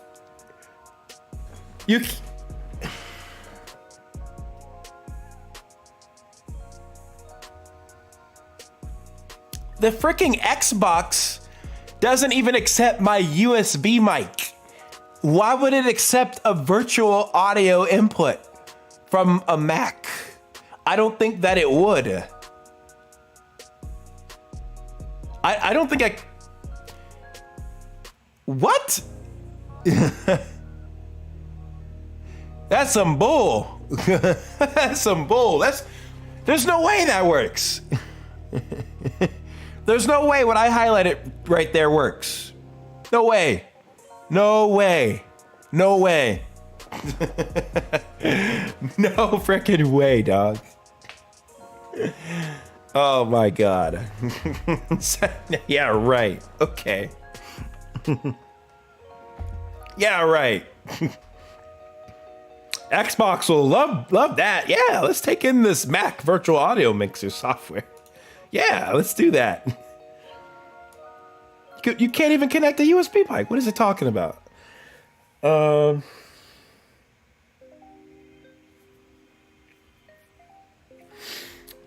Good stuff, Mr. Dubs. I hope your video turns out nice and peachy. Anyways, the point being here, guys, use stuff like Google Bard, ChatGPT to your benefit if you have any like tech issues. And just be specific with Google Bard so that you can get the right information out. I don't think this is possible. Like you have to take some things with a grain of salt. It's used as a guide, not as like a one-for-one answer sheet. But this stuff can at least help you, make the right decision. It's not going to know everything because not all this stuff is even available online. Like this is a very specific question that you had here. Yeah, very specific question here, Dwayne. That's a good one. But I definitely want to showcase, where you could use AI to your disposal, and it can be helpful for you. But some of that stuff, bro, on Mac, you were up a hill with the Xbox stuff. Like if this was PlayStation, you'd be set, like doing it through remote play. Xbox on Mac just isn't a thing. And I know the virtual audio connection from Mac to Xbox, there's no way that they have that feature implemented. There's no way. So yeah, Sorry, bad news, Dwayne. Bad news. Some things have a lack of compatibility, and that's one of them. But thank you for your question as I voice crack. Oh my gosh. All right. All right, I'm gonna answer some more questions from the forum here. Thank you guys for putting these questions in. Thank you guys for hanging with me so long this stream. You are a G. I appreciate. I tip my hat to you. You're getting moons, by the way, by watching the stream. Every 5 minutes you get a moon, and those moons can go towards giveaways. Which we will be having some in the future coming up shortly. So collect your moons, and you can spin your moons. Thank you for coming through, Mr. Dubs. I appreciate ya. yeah, Dwayne, it doesn't hurt because you have more control on PC. I like working with both, obviously. Like, they both have their pros and cons, but there are some limitations, especially in the Microsoft world, if you're trying to do stuff on Mac. And that is a big one, the Xbox stuff. Yeah, not fun, but yeah, it's stuff like that is very niche, and there's just not a lot built out for it. Like for sound boxes and those kind of things, like it's very specific stuff that you're trying to do. And most people who do that are on Windows because it's just a lot easier to deal with. So, yeah. Next question. That question's a duplicate. This question comes from Rusty Panda. They asked, is the 4070 Ti worth it for around 80,000 to 85,000 rupees, around $1,000, maybe a little over? What should I know about your setup? That's the question I'm asking. I'm planning to build a rig for a gaming, recording, editing, music, and streaming. I'm going with the i5 13600 KF, and I don't know if I should go for the 40 series or the 30 series. What kind of like editing do you plan on doing? Is it like 4K stuff? Because if it's just 1080p, you don't need anything too crazy. I think $1,000 for a 4070 might be a bit on the steep side. But like maybe the price in India is a little bit higher. 1080p, yeah. So 1080p, 4070 is overkill for doing 1080p. Gaming, I don't know like how crazy you're gonna go with the gaming. Like max settings, max resolution, max FPS, 4070 could help you there. I might get maybe a little bit of a CPU, maybe i7. i7 would be really nice to kind of pair with the 4070 if you're gonna be playing like GTA 5 on max settings, Red Dead Redemption, those kind of games. Then yeah, I mean having a card like that is really good. But honestly, like you can get a lot of these capabilities out of like if you get like a 30 series as well. Like especially if you're not doing something crazy or doing something really intensive. Yeah, I think it is expensive in India for sure. Honestly, like I'd probably go for like a 30 series. I feel like you don't even need to go this hard. Maybe spend a little bit less especially if you can get a 30 series on a better price. I just think a grand for a 4070 is a bit high, and I think you could get a better price for me for 3070, 3080, and you're still gonna get the results that you want. But you want to expand into other graphic heavy games. I mean, like if you want to future-proof yourself, sure. But like all of these games, you can control the settings and the graphics, like depending on what you're trying to go for, like the quality that you want.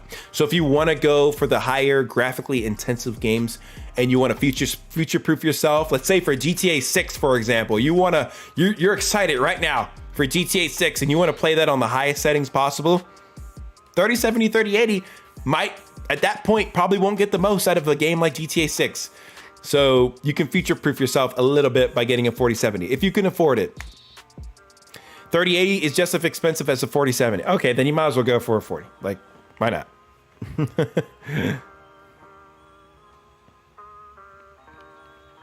I would say, yeah, you're okay to go for a 40, bro.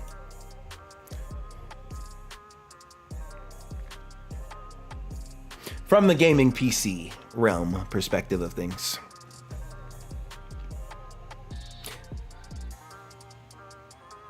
Yep, no problem. No problem, Rusty Panda. Thank you for your question. I would just get a higher CPU to go with this. Maybe instead of an i5, go for an i7. I mean, they're both really great. i7 will just push you a little bit more, but it won't necessarily help you on the graphical end. It's just like more for performance and being able to do more.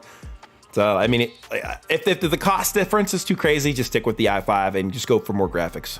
I think that's fine. Yeah. Everything is simple on the PS5. You just plug it in, you're ready to play. No upgrades, no thinking about specs. You're just like, I'm gaming. That's it. That's why I love my PS5 too. Gaming, PC gaming is a lot to it sometimes, but it's fun. Like if you like working with the parts and the different specs, it can be a good time. So it's okay. It's okay. Yo, thank you, Zafir, for coming through. Appreciate the super chats as well, my guy. Appreciate it. Thank you. I hope you have a wonderful rest of your day or night. Yeah, Creighton. Yeah, higher storage, higher memory. Yeah, you can just keep upgrading. So, at this point, PlayStation 5s, they're behind like what you could make out of a PC. Obviously, you're going to be spending more on a PC. You could be spending a couple $1,000s. And that should be a better system than the PS5. Like, it's just funny when some PC people say, like, oh, yeah, my system is trumping yours. Like, yours is just like, come on, man, you're on console. You can't get the frames that I'm pushing. You can't get the graphics and the power that I have. And yes, that's true. But you also spend 4 times more. So I hope that you do get more frames and better graphics because you spent it. You deserve it. One of the caveats with having a PC is that if a part goes bad, you got to troubleshoot it. You got to figure out what the part is that's bad. You got to replace that part. Like, it's a continuous cycle of like, okay, I want to get more out of my games. I got to upgrade my equipment. You got to update the storage. Well, if you want more space for more games, of course. Or you got to update your RAM, which is not a big deal, update RAM. But graphics card, that's a big one that people upgrade. So it's a process. PS4 Pro, yeah, go for the PS4 Pro. This will actually do you better for recording footage because you can do up to 1080p 60 on the PS4 Pro. It's pretty nice. You can't do 4K. 4K is for PS5, but yeah, you can get a lot better footage out of the PS4 Pro compared to a PS4. So if you really want that better footage, that's one way to go. Or you can just get a capture card and maybe use one of your parents' computers that is hopefully decent enough to handle a capture card, and you can use that. Either one of those routes is good.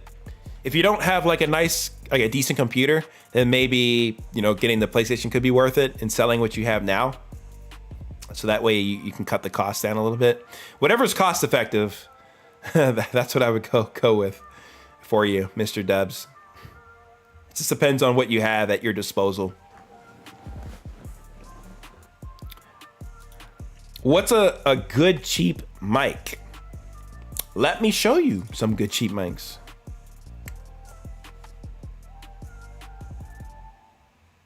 Yes, we do have a lot of helpful folks in the Midnight Army Discord channel. So Eddie has been very helpful. He's been answering a lot of questions. He's been using AI too. But he's been a helpful guy in the Discord service, so I gotta give him some props. Now, for unexpensive microphones, one of the ones I recommend is the if you can get the Blue Snowball. That one's been a staple for like a long time, but it's still a good mic after all these years, guys. The Blue Snowball is still lit. Now they raised the price of this thing because you gotta love inflation.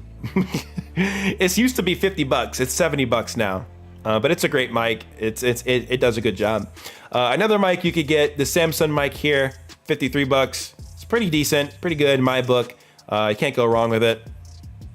What the heck? They cracked up the. Oh my goodness, that can't be the same mic that I'm thinking that was $30. There's no way. Something is not right. Or maybe it is. Maybe I'm thinking of another mic. that looks kind of like this. That isn't super duper expensive. That's crazy. Yeah, this is the one I'm thinking of here. So this is another decent mic you can go with. It's $30. It's from FeeFind. I actually have a FeeFind mic next to me. I use it for like being able to chat with people in my game. But definitely recommend this mic as well. It's very affordable and you sound pretty good with it. And I always say like investing in a good quality microphone is 100% worth it, because like if you don't have good audio, no one's gonna want to click on the video or hang out on your stream or whatever you're creating. So it's really worth it to invest in a microphone. That was actually like the first thing outside of my computer, which was really just school related.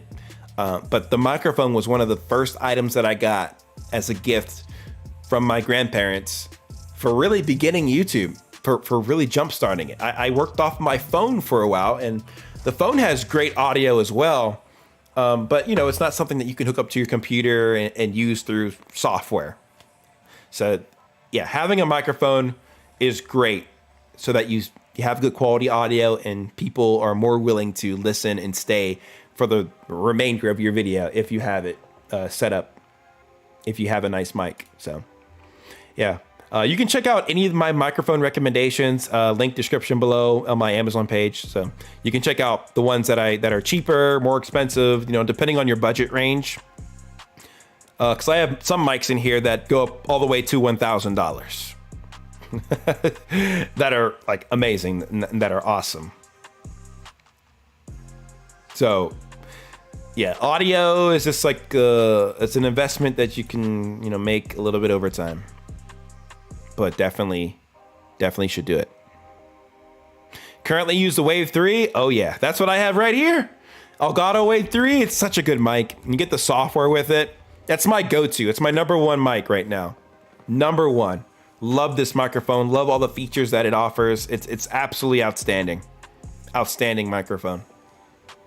And it sounds amazing, especially for the price.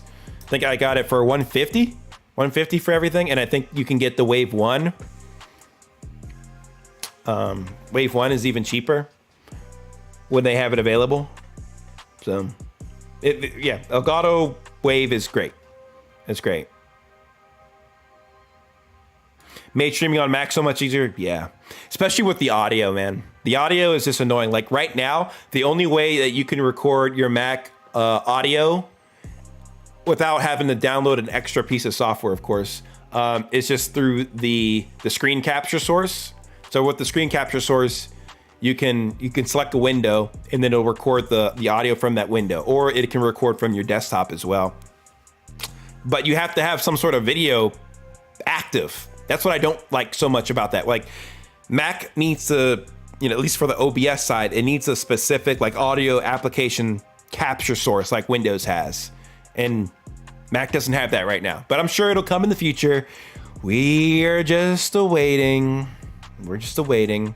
Do you use Epidemic for background music? For my videos, yes. For the streams, I use Spotify and use like different artists off of Epidemic sounds that I like and just play their music on stream. So right now, shout out to 91 Nova.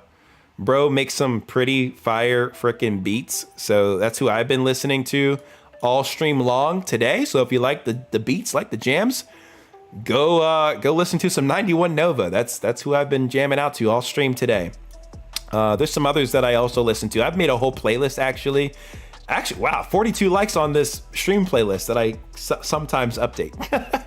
But yeah, 91 Nova is cool. Apollo, like all of these guys are on Epidemic Sound. One guy that is pretty good is Stream Beats by Harris Heller. He actually has a whole collection of royalty-free music that you can play right on Spotify, and you're not going to get in any trouble or anything like that through playing this music. But yeah, it's great for streams, at least. Epidemic Sounds, I think, is great for like getting music for your videos, because I can download the music so easily from Epidemic Sound and then just throw it into my to my videos. So that's how I divvy up my royalty-free music. That's how I do it. What was your message, bro? Is it in the, did you put it in the thingy?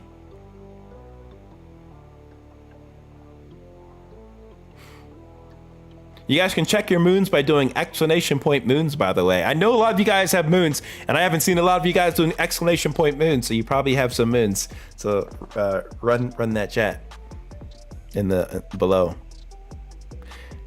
Or we're gonna make that source for mech. Yeah, we gotta learn some code though, or find somebody that's really good at code so they can build it. I just had the sense if the people who actually know how to build these apps haven't figured it out, how are we gonna figure it out? I don't even know. Can you stream on PS4? Yeah, you can. I'll share a video with you actually, so you can follow it, Mr. Dubs. And the quality's pretty good too. Now you can make some good quality video. I totally like mess up the thumbnail for this video, I swear. Like this should have way more views than like 10K from 5 years ago. Like I just messed up, I guess, on that one. I should update the thumbnail actually. I should update the thumbnail on this like a smart person. I need to do that. Okay, follow this video, Mr. Dubs. I just put it in the chat. Follow that link. And that'll get you set up for how to stream off of your PS4 to YouTube and Twitch. Yeah, so hopefully that helps you out there. All right, let's go to some more questions in the forum. I want to get to you guys that asked questions. Okay, so this question, they asked, how do I show my phone screen on OBS without downloading any apps on my PC and without spending any money?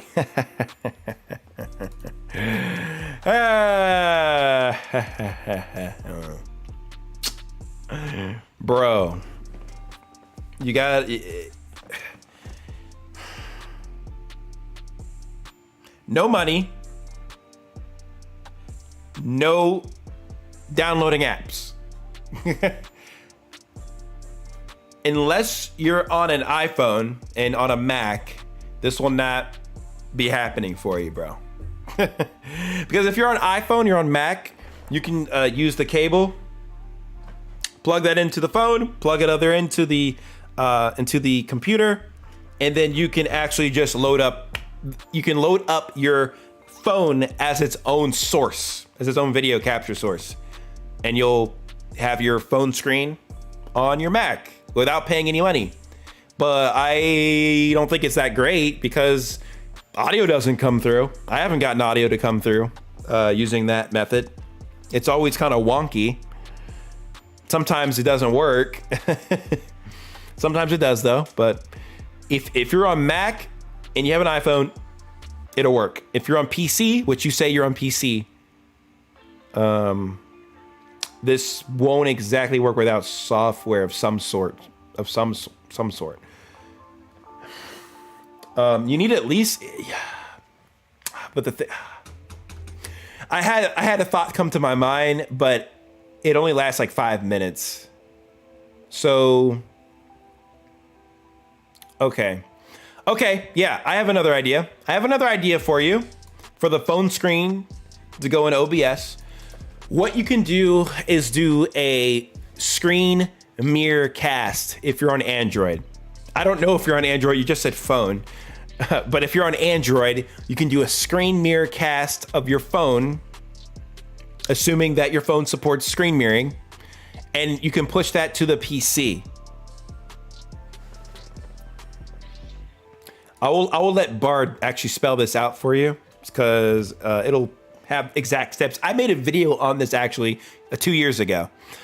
But yeah, you can have your screen mirrored to your computer, to your PC, and then in OBS, you can capture that screen mirror application source, or just that window. You can capture that window, and that way you capture your phone screen in OBS. You didn't need to download any software, and you didn't have to spend any money.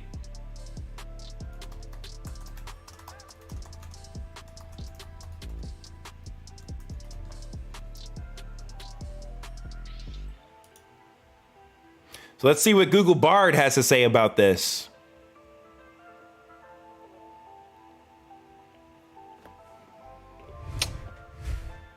Make sure Android. Yep, gotta be on the same network connection. Yep, you should have a feature on your Android which allows you to begin the screen mirroring session. And then you need to select your computer. You should see your computer pop up. And then it'll pop up on your computer screen after you do that. Hey, Azaria, I see you. Welcome to the stream. So yeah, I would follow these steps. I think it's pretty straightforward. The problem I had with this is that it was super laggy. Super laggy. Like, it wasn't laggy until I jumped into a game. Once I jumped into like Fortnite or Call of Duty, then it was laggy. It was a laggy mess. Laggy mess. If you're on iPhone, this won't work like this. iPhone, you're gonna have to use some sort of application. So you could use an app like Let's View. It's free. It works pretty good. Pretty good. But you're gonna need to download the Let's View app on your phone and then also download it on your computer, and then it'll work that way. I mean, I don't think it's like the end of the world, but maybe you have a computer that's not allowing you to download apps and it has restrictions, which I understand. So go for the screen mirroring option, my friend. Thank you for your question. I hope that is able to help you out some there. Oh, this is a good question. This comes from GD730. They ask, is 4 cores still good enough for streaming? I don't have a setup yet. My options at the moment are i3, and that's the version of the i3, and then Intel Arc A380 or Ryzen 5 3600 and 1660 Super. Woo! I would definitely go for the latter there, my friend. This will be very solid if you can get this setup. A Ryzen 5 with a 1660 Super. Like, that's like a good, decent graphics card. Like, you're not gonna get anything crazy out of it, but it's also not an underperforming like hunk of junk either. And it'll pair well with a Ryzen 5. That's what I would go with. i3 isn't bad. I don't know if I'd go with this though, Intel Arc A380. I think the Ryzen 5 1660 Super would be good. Quad core, yes, that is still good enough for streaming today. I'm streaming as we speak on a quad core machine. Believe it or not, we're streaming on quad core, baby. We're streaming on quad core, and it works. It's fine, no biggie. If you have a dedicated graphics card like a 1660 Super, you'll have no issues whatsoever. You'll be fine. So yeah, thank you for the question. Hopefully that helps you out. And have fun streaming, my friend. You'll be A-okay with that setup. A-okay. What else we got here? This one comes from X3OK-ish. They ask, hi, I'm still just streaming on my PS5 only, and I'm good for now. I edit my videos on my iPad, check my channel, and tell me what you think. Thanks, my... What? Wait, what? Tell me what you think. Thanks, my friend, for your amazing videos. You are the best. I appreciate it. Thank you so much for the submission here. This isn't a channel review stream, so we're not going to review the channels right now. But I'm glad you're streaming on your PS5. That's good. Great place to start. It sounds like you're getting your videos over to your iPad, all right? So that's fine as well. So you're okay with the only PS5 setup. It's a great place to start until you can, have the funds to invest in like a full computer PC setup or Mac setup, whatever you want to go with. Macs are very expensive. You'll get more bang for your buck, honestly, just buying a PC. Truth be told, especially for streaming. So, but I'm glad you're doing it, man. That's good. But come back for a channel review stream. We'll be doing another one of those soon. So stay tuned, have notifications on, and look out for my next channel review streams, which will happen probably in the next, I would say, not next week, but maybe in a couple weeks. We'll see. If I'm feeling good, maybe next week, but if not, maybe the following week or something like that.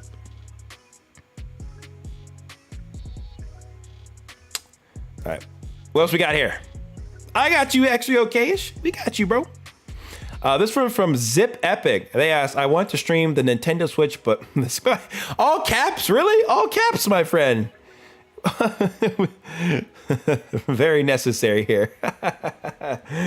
Screaming here. All right. I want to stream the Nintendo Switch, but I'm indecisive about what capture card I should get. What capture card do you recommend, or how do I go about streaming the Switch? Hey, good question. I appreciate it. Thank you for submitting Zip Epic. And you said you have a pretty normal streaming setup. So yeah, for this, I would just pick up a capture card like the Elgato HE60X, the EVGA XR1 Pro, anything with the line in, because with the way that you play the Switch, the audio is going to have to come out of the line out, the headset, wherever you have your headphones typically plugged into. That's where the Elgato chat link is going to have to go so that you can actually get your audio pulled out. So if you want to have audio along with your gameplay, go with capture cards like I have here. So you can go with the AverMedia here. You can go with the EVGA that I just mentioned, the EVGA XR1. Let me just take a look at this real quick, really quick, just so I can. No, don't go with this. Don't go with this one because you need the line in. So go with AverMedia, EVGA XR1 Pro. You can also go with the Elgato H60X. Those cards are made for consoles like the Switch. If you don't believe me, we can go in here and it'll say Switch. Nintendo Switch. See, if you get this, you'll be able to pair the capture card and the Elgato chat link. You marry those together and you're okay. You're good to go. Why do they have, don't buy 2 chat link cables. Don't buy 2 chat link cables, get one. All you need is one, and then you can get your capture card and you're literally Gucci. You're set to go. And you'll be able to start your streaming journey with these 2 things. With the Nintendo Switch. Just like that, my friend. Just like that.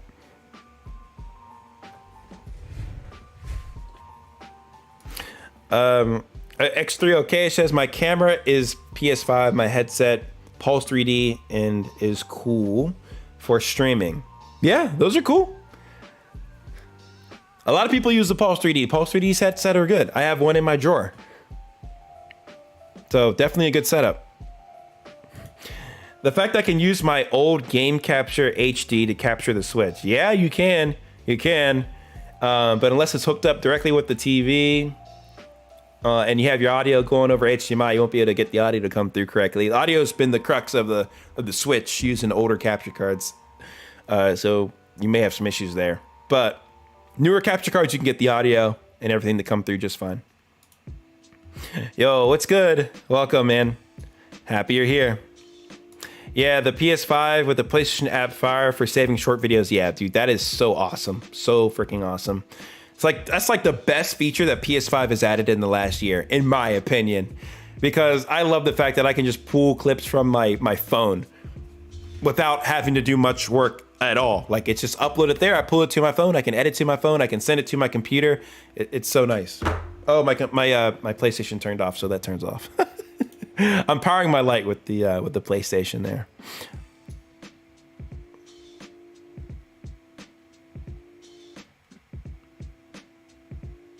The people that do Xcode, yeah, we need to find some geniuses if you want to make like the app for Mac streamers, like the master app, the best app ever for Mac streamers. We got to find some geniuses, man.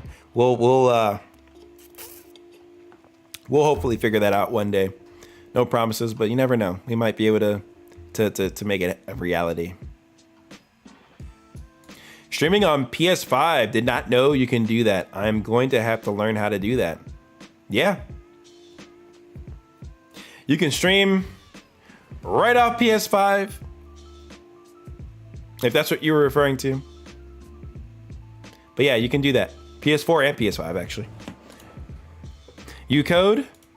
My man's here. Codes? We need somebody, if anybody is here. We want to build like a Mac streaming app. Like that is specialized in like just perfect for Mac streamers and gamers. That's what we want. That's what I'd love to build and promote and be the face of, if possible. You know, I'd love to push it through. Because OBS is great and all, but it doesn't have everything specialized for Mac. They tend to accommodate PC users the most. They get all the features first. But we just need like bare, like straight up features that, you know, Mac users can use for their streams and make them awesome. Doesn't have to be anything over the top, but something that runs smooth that Mac users can enjoy. So if you can code that, I will work with you. Get a spec together. I'm on a Mac and feel the pain. For real. For real. I guess I could put together like a functional requirements like page, you know, or list or something like that.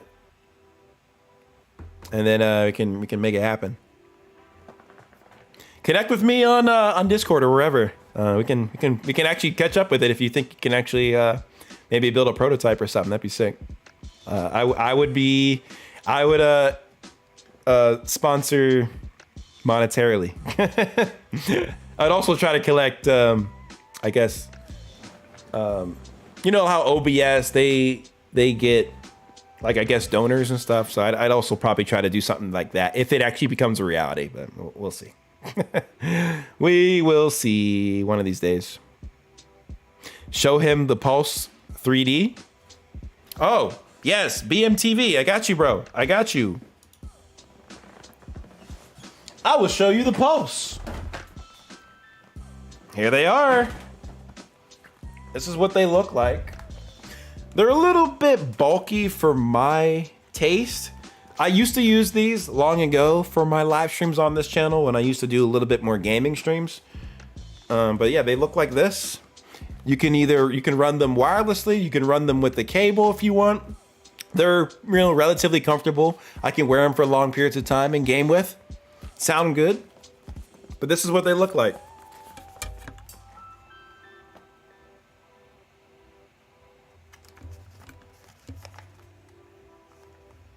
Kind of coming undone here a little bit now. A little bit of wear and tear. But these pretty much just see the inside of my drawer now.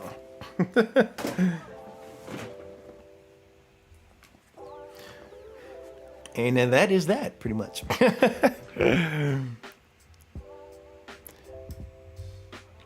Yeah, we gotta start a money campaign to raise funds. If like, I want to have like something started, like a little bit of a prototype, get people kind of like, you know, excited for what could come of the Mac space. So we got to actually make it a reality even first before I collect any sort of donations. We actually have to be in the works with it. All right, let's see another question here we got. This question's from Game Freak 2012. They ask, my Elgato recording looks good, but doesn't look as smooth as what my TV displays. Been there, man, been there. No frames are dropping according to OBS, but doesn't look exactly 60 FPS. Any tips on what I can do to get the smoothest recording possible? I hit the share button on my PS5 for comparison. Elgato recording is clear, but not as smooth. Recording isn't choppy, but just not as smooth as I'd like. Smooth. So the frames are usually the frames. I'm wondering kind of what you have bitrate wise. So if it's not choppy, but it's not as smooth, I'm wondering if your bitrate, it could be too high in this case. I'm wondering, because sometimes when my bitrate is like way too high, I can have footage that ends up being like a little weird looking, like it's not like very fluid. So sometimes that requires me to reduce the bitrate a little bit to try to get some smoother footage. But in most cases, like, you know, if you're recording in 60 FPS, like that's the frames that you should be getting. Unless like they're dropping or something like that, but they typically shouldn't be, unless it says it's dropping, because you'll get an alert saying if it's dropping.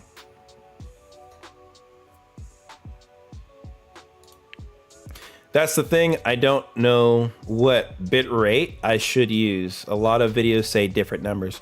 Yeah, so I've pretty much like laid out like some ground numbers that can be used here.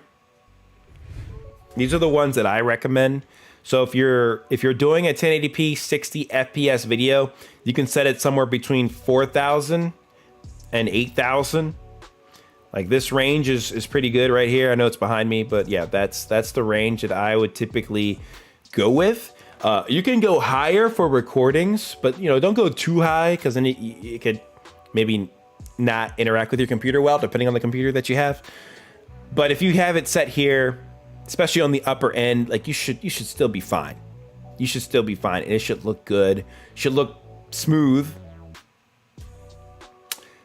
I'm also kind of wondering here. This is just a thought that kind of came into my head. Well, he's not streaming. I think he's just talking about recording, Creighton. He's just talking about recording and not necessarily the stream. Yeah, he's talking about the recording, how it's clear but not as smooth. So the other thing to think about is the display you're looking at too. Are you looking at a display that is 60 hertz? Are you looking at a 120 hertz display? So 60 hertz displays, 60 hertz, 60 FPS video, that should look pretty consistent.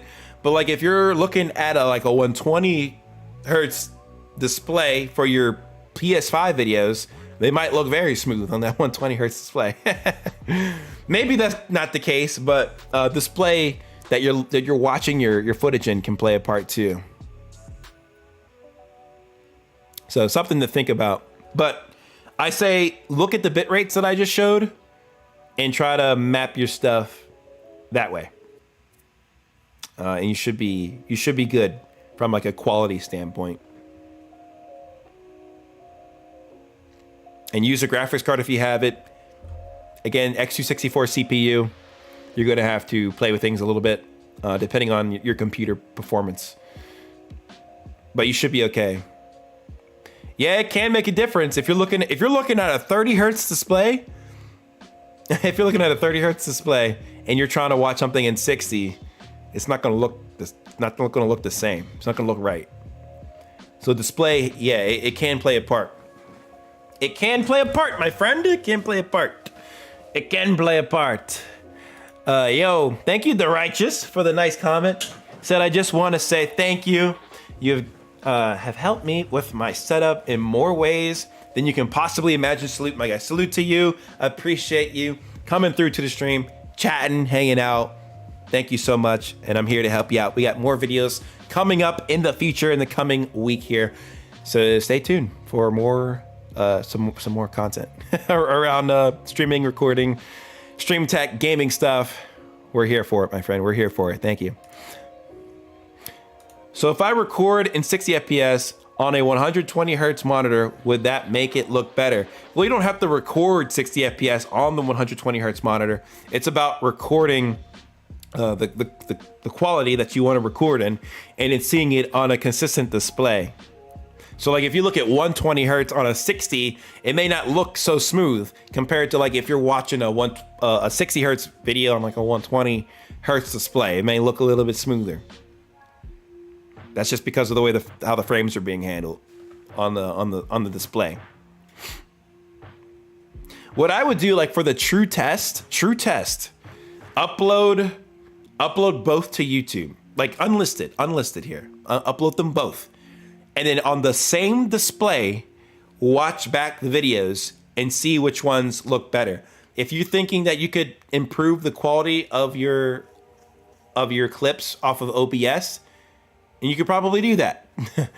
You're gonna have to adjust bit rate a bit to get the right spot for your computer within the ranges that I showed you. You can go higher if you think things are looking better.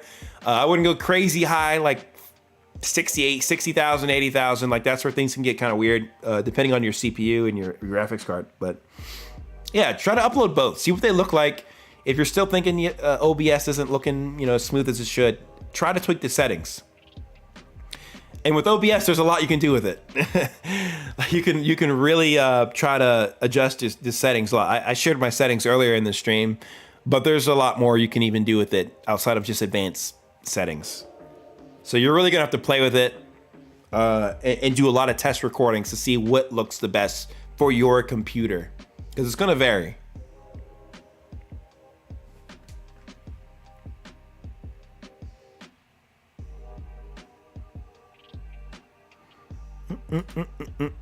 Yo, thank you, MD6. What's your question here? My question is, how do I record the audio of the game chat that is in my controller PS5 in Streamlabs? Yeah, so if you're getting it through your controller, this is the biggie, that thing that you're gonna need.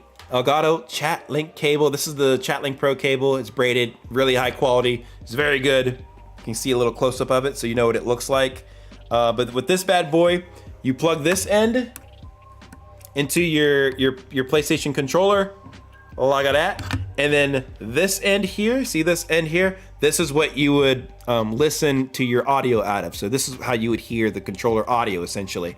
And then after that, the other side, this is what would plug right here. This is what would plug into the capture card. And then that way, now when you go back to your computer, you will need to switch. You will need to switch your audio to line in if you have the Elgato capture card.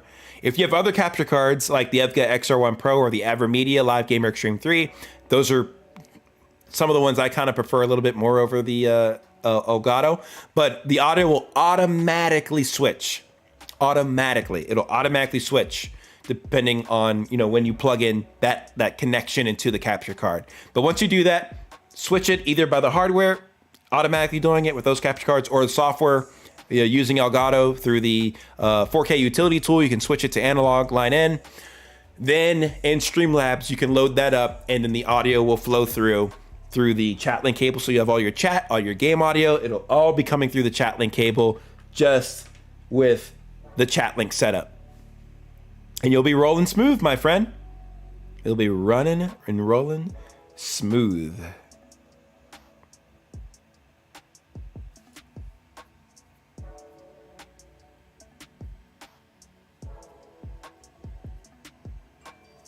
Oh, Game Freak 2012. I just read that you were using an M1 chip. I'm not going to say that could affect things a little bit, but it could. It could affect the way that Mac handles things. Isn't always the most efficient. So that definitely changes things up a little bit for you, my friend. on your quality and smoothness issue. Like, Mac could be handling things a little funny on their side. That's why we want to build a streaming and recording Mac app that is just flawless for Mac users specifically, not something that's for PC, and then Mac kind of, you know, is playing the catch-up game. Oh my Lord, Game Freak. I'm glad I read that. Oh gosh. That's a tricky little fellow right there. I'm gonna learn more about that once I get my M2 computer, my M2 Mac.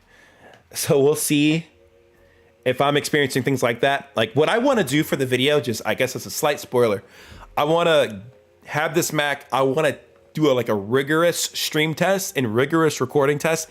Like, how much can we push the Mac to its limits, basically? Can we record 4K for a long time? Can we stream? What's the quality look like? How does it compare to a Windows computer on the same settings?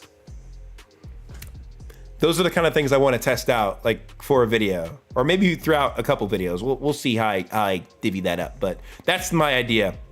No parallels. How does my man Mr. Dubs know about parallels down here? You said you were 12? How do you know about parallels? Oh my days. My man's is up on the tech. You're gonna be a smart lad. You're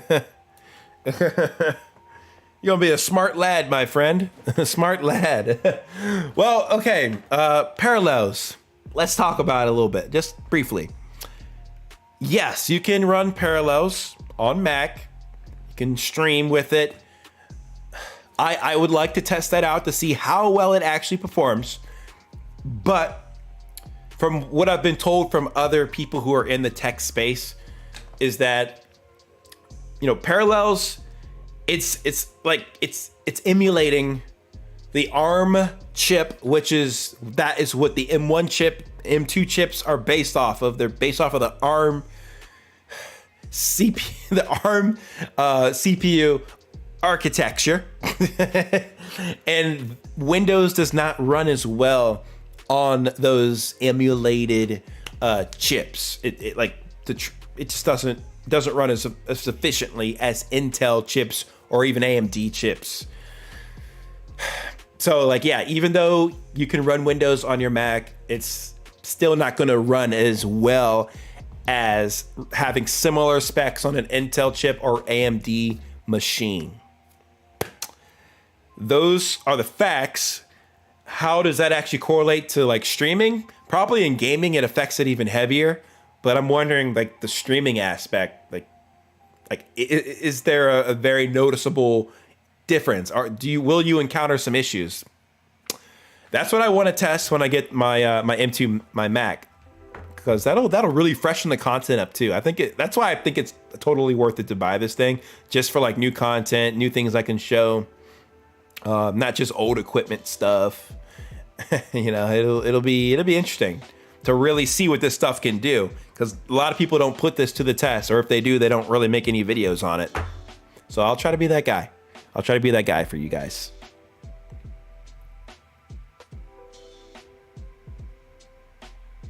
Super fast CPU. I would try to do very fast on the CPU if you can.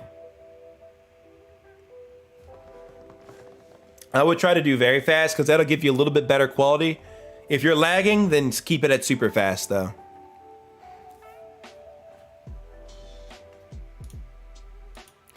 How often do you do these answering question live streams? About 1 to 2 times a month max. Because the other streams we do are the channel review streams. So a lot of you guys in here probably have your own channels that you're running. So we also have a stream to review channels as well. Other than that, like sometimes we'll mix in some gaming streams or some like random topic streams every so often. But those are like the main type of streams I do on this channel here. And they seem to have done the best too. Like playing Fortnite on stream has run its course on this channel. So that'll be kind of few and far between. Not that I'll stop it forever, but I'd rather have probably a gaming channel if I'm gonna stream that kind of stuff more regularly. But every so often, yeah, I'll stream my games here too. It's just not all the time. I only have but so much time to do things. Yeah, but good question. Good question. Oh yeah, I answered that already. Are you Prism or OBS? You're asking me the same question that I asked in the poll on the community tab. So I use OBS personally, but I think Prism Live Studio has a lot of great capabilities, especially for new streamers. Like if you want to just get your feet wet with how to stream and have some free multi-streaming capabilities, I think Prism Live Studio is outstanding for that. Like their app is good. They have so many features. They even have a background removal tool without a green screen. No green screen required, and you can remove your background. You can't do that in OBS right now without having to pay for Stream Effects. Streamlabs Desktop doesn't have the feature. Prism Live Studio has it. It's good. It's good. I just don't use it because I don't really need some of the features there personally, and I like the customization features that I have within OBS personally. I have a little bit more control over every aspect of my stream. Prism Live Studio is more so like it's like a place where you can easily set things up without much struggle, but you have a little less control at the same time. And I'm just at the point to where I want the control. But good question. All right, let me see what other questions we have here on the in the responses tab here. Who do we got? Venomax. Thank you for your question. They asked how to stream both on YouTube and Twitch at the same time from PS4. If you don't have a computer set up and you're not using Prism Live Studio, like I just mentioned, yeah, it's not gonna work. You can't stream at the same time on PS4. There is one way you could do it, but you're gonna need a mobile phone. You can use apps such as Streamlabs Mobile. Omelet Arcade might have the feature. Prism Live Studio actually has the feature too. Their mobile app. So download the mobile apps and you can use remote play to stream. Now, here's the problem with this. The last time I was like rigorously testing these mobile apps with remote play, especially PlayStation remote play, I had a black screen. It wasn't working. I don't know if anything has changed in the last few months. Maybe not. So if that's the case, I would say you're kind of out of luck multi-streaming through your phone using this. But it's worth a shot. It's worth trying to see if you don't have a black screen using remote play, using some of these mobile apps. But that was my experience with these apps last time I tried. So maybe things have changed. Who knows? Worth a shot still, like I said. But outside of that, like on the PlayStation itself, you can't multi-stream, which is not a feature PS4 is looking to implement, nor do they care. So it's just like one place at a time. Outside of what I said, using your phone and remote play. But if you get a computer, you can definitely set up remote play with the computer and record, use something like Prism Live Studio to record your remote play session. You can pull in your desktop audio, normal, just select your speakers, headphones, and then just set the two destinations for where you're trying to multi-stream to and have fun multi-streaming, bro. You can do it that way. If you have a computer, that is.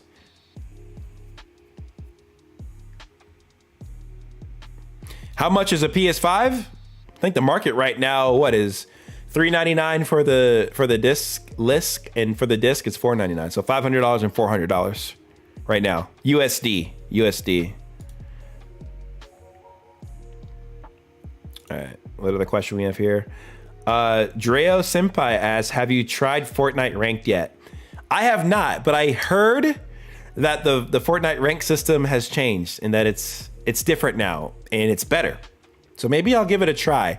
I haven't played Fortnite ranked in so long, probably over a year at this point, because that just makes me want to pull my hair out. Like it's just, ugh.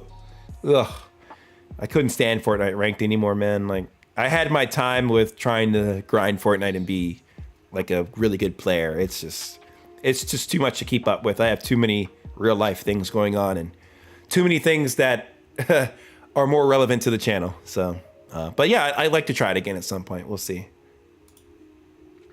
Dreo Senpai has another question here. What do you think the future of YouTube live streaming will be? I think it has a bright future, honestly. They keep adding more features to it. They're trying to compete with Twitch. I think that they need to add in more of those fun, immersive, like chat experiences in YouTube, like Twitch has. Like Twitch has like such a large amount of emotes and graphic emotes and like games you can play in the chat. Like I think they need to add a little bit more, like Twitch has, to make the chat and viewer experience a little bit better and more interesting and more engaging and more exciting. But I think once they kind of figure that part out, I think YouTube has a very, very bright future.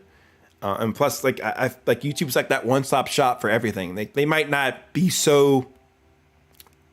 They might not advertise like streams as much, but it's still like a good part of YouTube that is here to stay for a long, long time. That's what makes YouTube so special. It has so many different areas that you can watch and explore and just enjoy watching content from. So it's awesome, man. It's awesome. So I think it will be bright. It will be bright. That's why I stream here, man. I don't stream anywhere else. We stream on YouTube. This is our spot. For sure, because I'm new to this and I felt like Prism is like the best thing besides a bro. What? Oh my god. Okay. Jeez, dude. You crazy, man. You crazy. Wow, they have it ranked like that? It kind of reminds me of Rocket League a little bit with the rank systems. Interesting. Plutonium 1 rank in Fortnite. Okay. That's cool. I'll have to check that out at some point. That's dope, man. Thank you for sharing that. We'll get on that. But yeah, I think I'm gonna call it there, guys. I appreciate everybody coming through to tonight's stream. We had a nice, solid, 3-hour stream. That's pretty lit. That is awesome. I'm glad you're in Unreal. That's cool. Keep making those videos, man. Keep up the grind. But yeah, I enjoyed answering you guys' question. Thank you guys for 44 likes on the stream. Are there 6 people hanging in the chat right now that haven't liked up the stream? 6 people will get to 50 likes. Can we do it? Can we do it before the end of the stream? I'll go to bed so happy, and I'll be snoozing like a little baby if we get 6 more likes on the stream, if you guys haven't liked it. But I appreciate, seriously, everybody coming through tonight's stream. Shout out to the super chats. We had Zypher with the $2 super chat, and then we had Scary Easy with the $20 super chat. That's absolutely freaking mental. But I really, really appreciate the generosity and the love. And I hope these streams are helpful to you guys. You know, I'm always open to feedback in case you guys want me to, you know, do more on these streams or see more. I definitely want to start making them a little bit more interactive, like in the future, where I can kind of walk you through some of the questions more like step by step, like live demo sort of things. But I need to set up my setup in a way that I can accommodate that. But I'm working on it. Big updates to come in the future. Again, shout out to Streamlabs for the care package they sent me earlier. They sent me a whole box of goodies, and they didn't have to do that, but that was really, really kind of them. They were just happy with the partnership that we have together. So, you know, some of those items I will be giving away. Like, I don't necessarily need to keep all of that gear. If you guys want to see what gear that was, I put it on my Instagram story and my YouTube story, but it was like a keyboard, a headset, webcam, microphone. Like, some of the stuff I will use, but some of it I think I'll test a little bit, and then I'll give away to one of you guys here on stream. Not all, and there's a couple items I'll give away on stream to multiple people. So yeah, it's gonna be awesome, and I really appreciate it. We're getting there. We're almost to 60. Oh no, that's 60, but 50. Somebody's probably like on their TV right now, and they're just like, bro, I'm not like getting up to touch the remote to press the like button for your stream. You know, I'm just watching you, and I'm chilling on this couch. That's it. All right. That's cool, I guess. That's all right. But cool, guys. Look out for some new videos coming out this week. Working on some good ones. And we'll be back with another stream in the next week or so. I will be headed out of town like at the end of next week. So if I do stream, it'll be a little bit of an earlier stream in the week, but we'll see. Depends on how things are going. But you'll definitely see another stream in like a couple of weeks. So no worries. You'll have videos to keep you entertained in the meantime. So yeah, appreciate it, guys. Shout out to everybody who stayed to the very end. Mr. Dubs, Money Slayer. We had X3, okay-ish. Game Freak 2012. The Righteous One. We also had Mean Guns, Hawk staying to the end here. Appreciate all of you guys. Thank you, thank you, thank you. I'm gonna head out of here. I hope you guys enjoyed the stream. And I will catch you guys in the next one. I appreciate you. I'll see y'all. Peace.